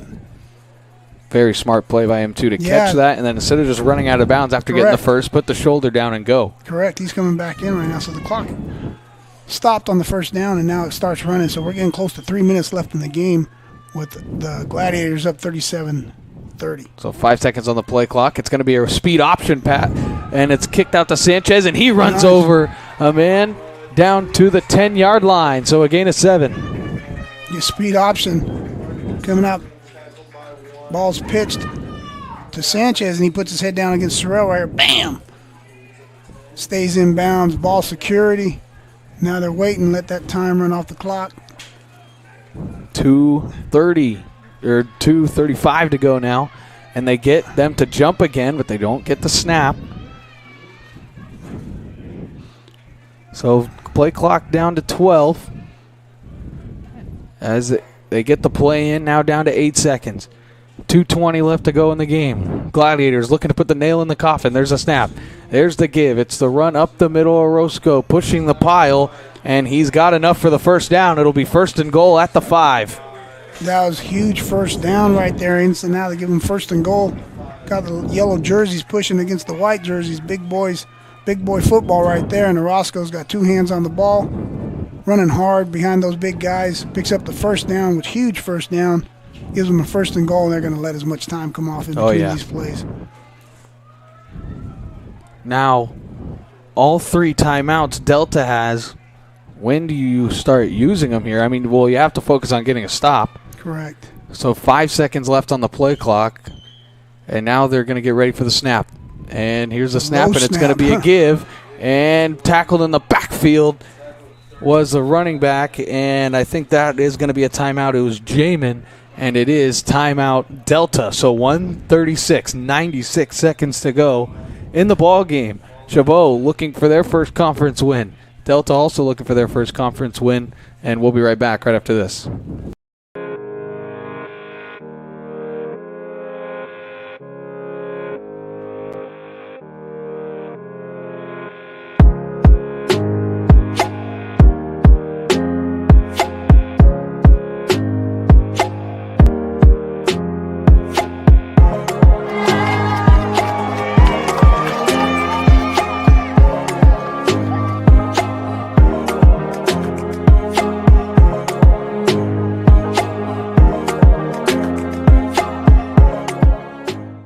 This broadcast of Gladiator Football is brought to you by Chabot College, American Asphalt, the NCSTV Summer Basketball Camp, and Meeting Rooms on Demand. And welcome back after the timeout. So it is a timeout for Delta. They had an injured player, and inside of 2 minutes you do get charged for that timeout. So they do take one. So they've got 2 left after the stop on first down. So it'll be 2nd and goal from the 5. And 99 Turner came up limping there, so he's out. He's been playing tough, man. He had a couple tackle for losses. He's been playing solid for the Mustangs up front. So Chabot looking to punch it into the end zone and pretty much wrap this game up with a bow on it for their first conference victory. Delta trying to get a stop because if they know there's the field goal unit has been question mark riddled all day. They've missed an extra point, and they've had 2 blocked kicks, and one was on a penalty. And the very next play, it was blocked again. So the 3 points is no gimme. Yeah, I know Coach Hyman over there on special teams for Delta doing a great job, man. It's just showed. So they need to definitely score a touchdown here, not leave it in the hands of a field goal unit here. So here we go. 2nd and 5, or 2nd and goal from the 5. Man in motion. It's Mound. They're going to pitch it to him. He's coming out to the outside. Good job to cut up the field and stay inbounds and force Delta to use the timeout, which they do. So it's a short gain of 1. 1:27 to go in the ball game. So it'll be 3rd and goal, and Delta has 1 timeout left. Man, I as a coach, I hate those plays right there, man, because like you're getting a low snap sometimes that you're not getting a consistent snap from your center. You get that, and then you toss it up to the guy Mound running in full speed in the opposite direction. Ball's bouncing around like a ping pong ball. Yeah. How to watch out for that, and you're right here at the goal line to put the game away. I mean, right here, it's a great, smart play by Mound, though, too, to cut up the field and don't even give yourself an opportunity to be pushed out of bounds and stretch it. Right, no, definitely. The coaches and the players themselves, and they'll tell you, you'll be in the huddle, and it'll be like, hey, man, make sure you stay in bounds, make sure you hold on to the ball, don't jump off sides. Let's go. So now it's going to be 3rd and goal from the 4. Smart calls there, too, by Delta, using timeouts, using them efficiently.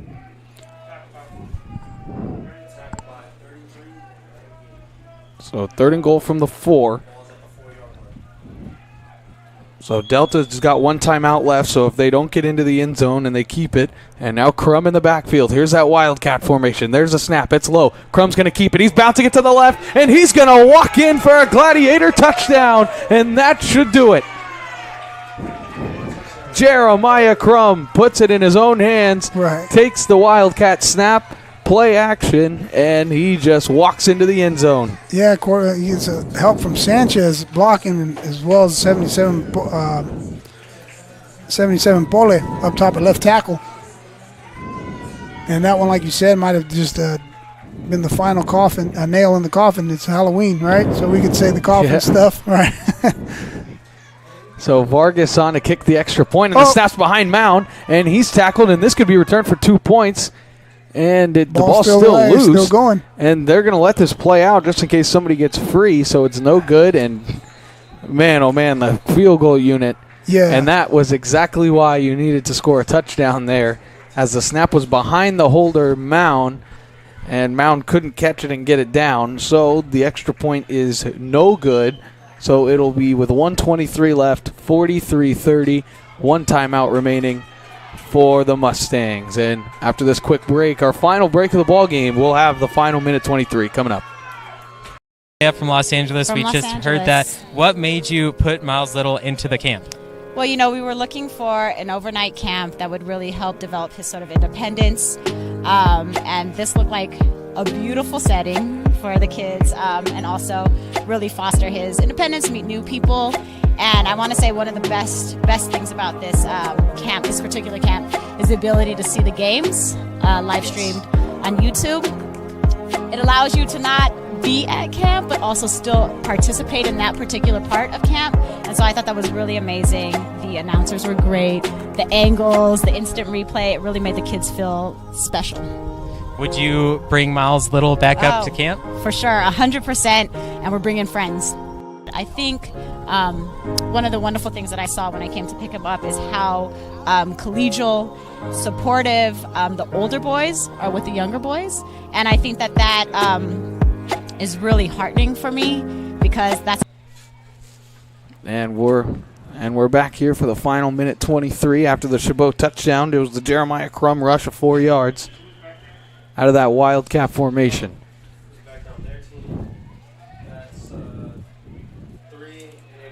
So Pickens and Thomas back to receive. It's a low dribbler. It's going to go to Thomas. He'll scoop it up at the 15-yard line. He's going to try and go up the middle, and he is tackled as he crossed the 30-yard line, to the 32. And that's where this Mustang drive will start. So, 2-possession game. They're going to have to go down, score, get the onside kick, and then score again. Coach Venene, you probably want to just rush 4 and drop 8. Right, I agree. But before that, I want to say, hey, who made that tackle on the kickoff? Number 13, LaRon Flippin. There you go. Talking about that guy scoring on that punt, fake punt. So we see Flippin. And going back to what you're saying, I totally agree. Maybe just rush 4, drop 8, maybe run a cover 4, give everything up underneath if you have to, rally to the ball, try to keep the guys in bounds. There's only one time. They do have the 2 deep safeties.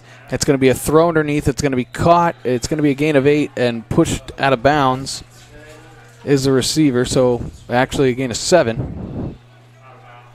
And if you're Chabot, you take that. Sure. I mean, you take that. You'd like to keep them in bounds, but if you're not hurting you downfield. Right, yeah, no, you're absolutely correct. It'd be nice if they stayed in bounds if you're on the Chabot side, and the great execution on the Mustang side to get out of bounds. Herrera's going to step up in the pocket, and he's going to run up the middle, and he's going to be tripped up, and that's a great tackle there. It's a gain of 5 and a first down, so the clock will stop while they reset the chains, and then it'll get rolling. Yeah, you'll see Herrera can't find a receiver, takes off like he's been doing all night. I think that was Maje who tripped him up. Clock stopped with the first down. Started running again once the change was set. So under a minute to go. Now Herrera dropping back. He's going to throw. It is incomplete. Great coverage there by Grace. It was intended for Simmons, and the clock stops with 49 seconds to go. Excellent coverage. Excellent coverage by 21 Grace.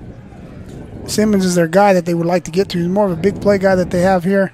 Bottom of your screen, they're locked on man coverage. Now he's playing off him. Grace is playing off him, as we talked about.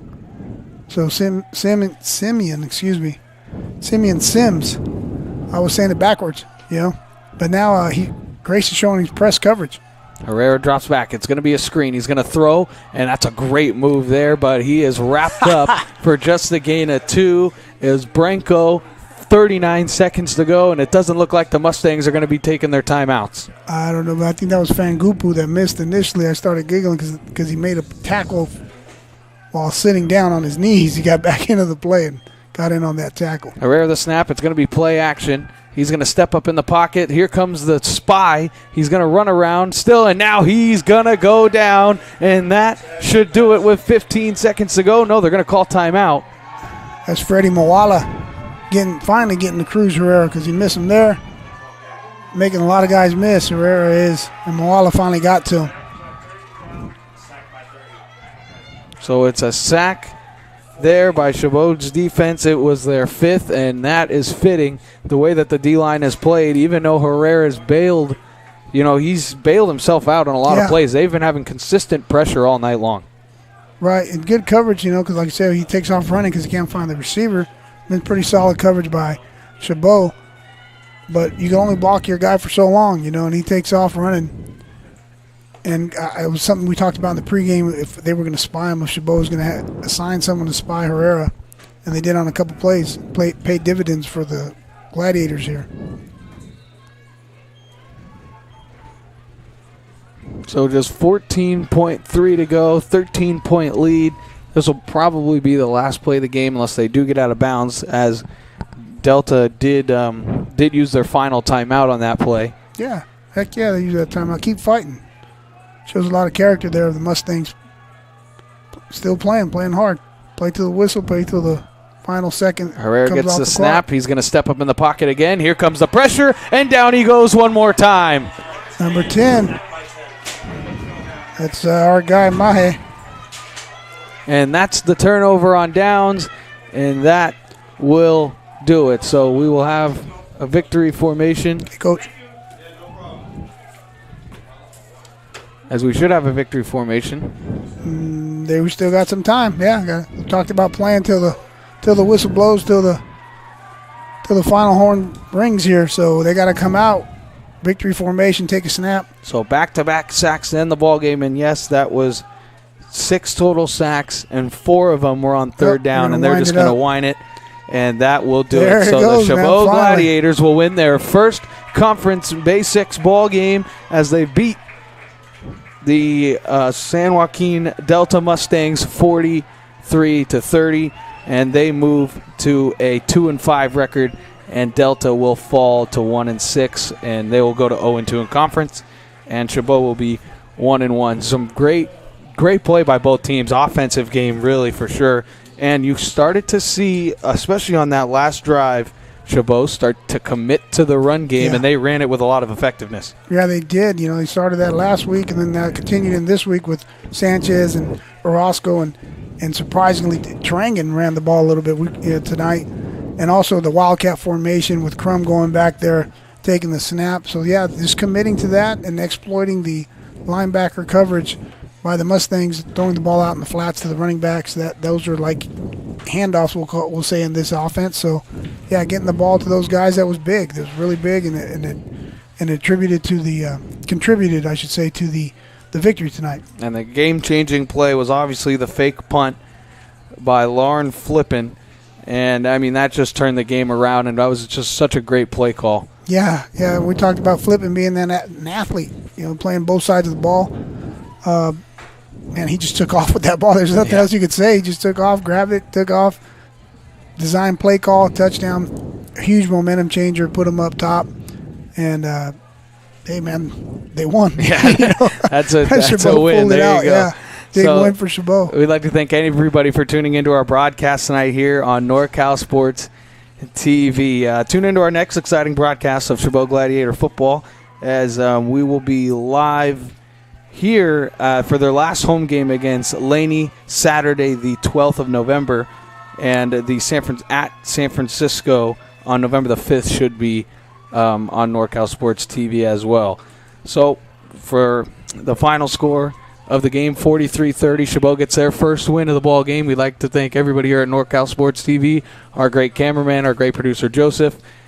For Carlos Franco, I'm Dominic Ariel. Chabot gets their first win, and we'll have the season finale for you right here on NorCal Sports TV. So thank you for tuning in, and so long from Chabot College.